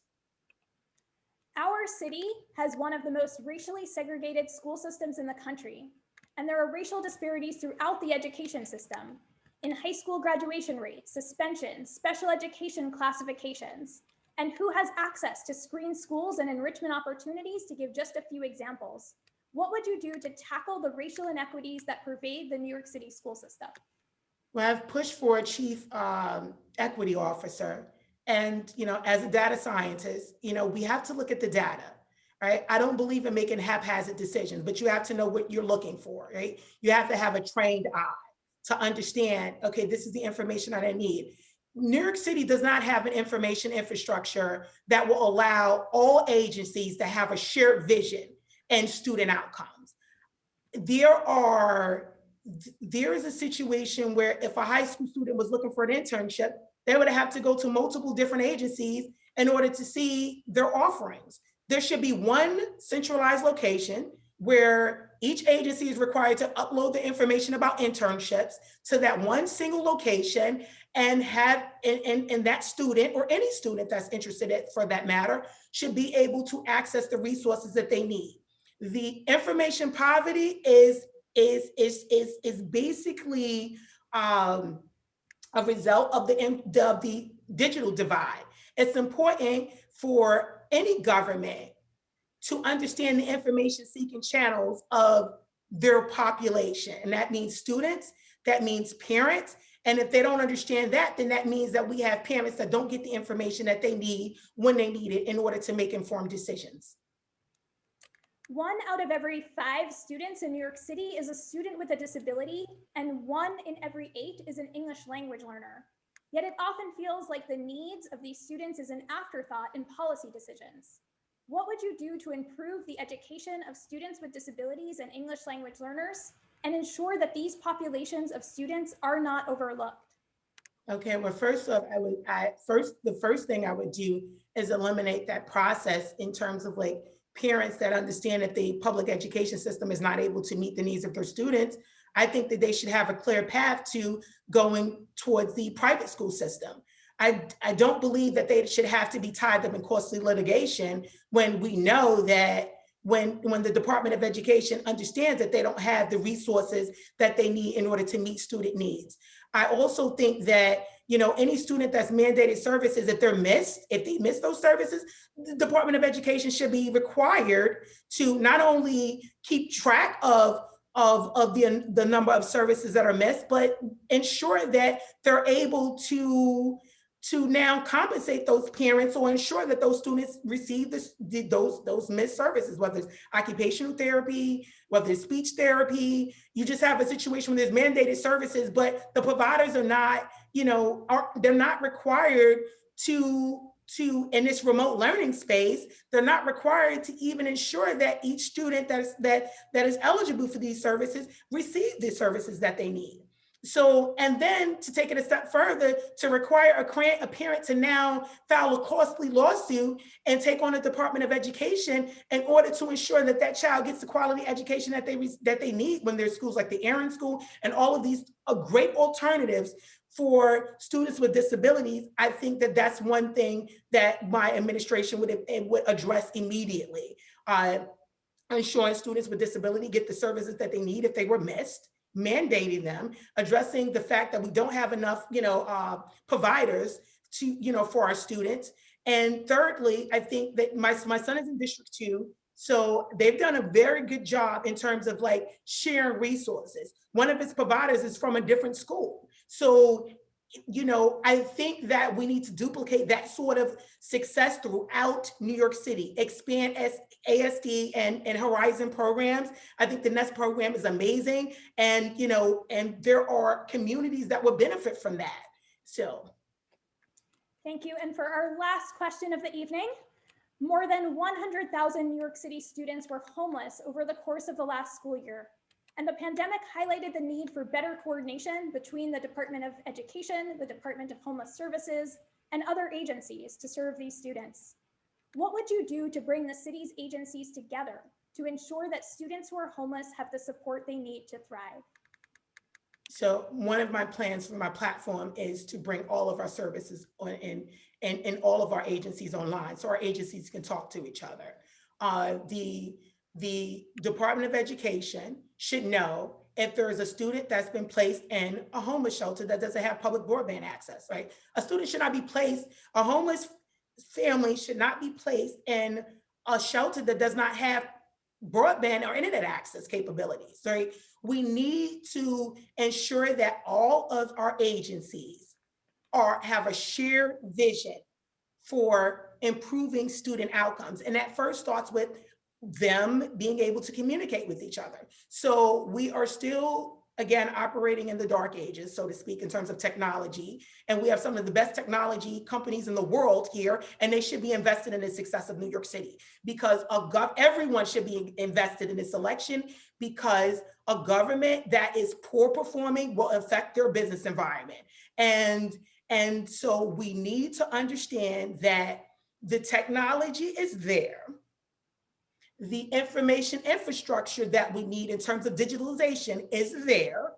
And we need to ensure that our students have the support systems they need. And that means, for starters, right, implementing the sort of technology that will allow all of our city agencies to share resources. The Department of Education, Department of Homeland Services, Department of Homeland Services, the Department of DYCD, Department of Youth and Community Development. All of these agencies, ACS, yes, that includes the New York City Police Department in terms of our school safety officers.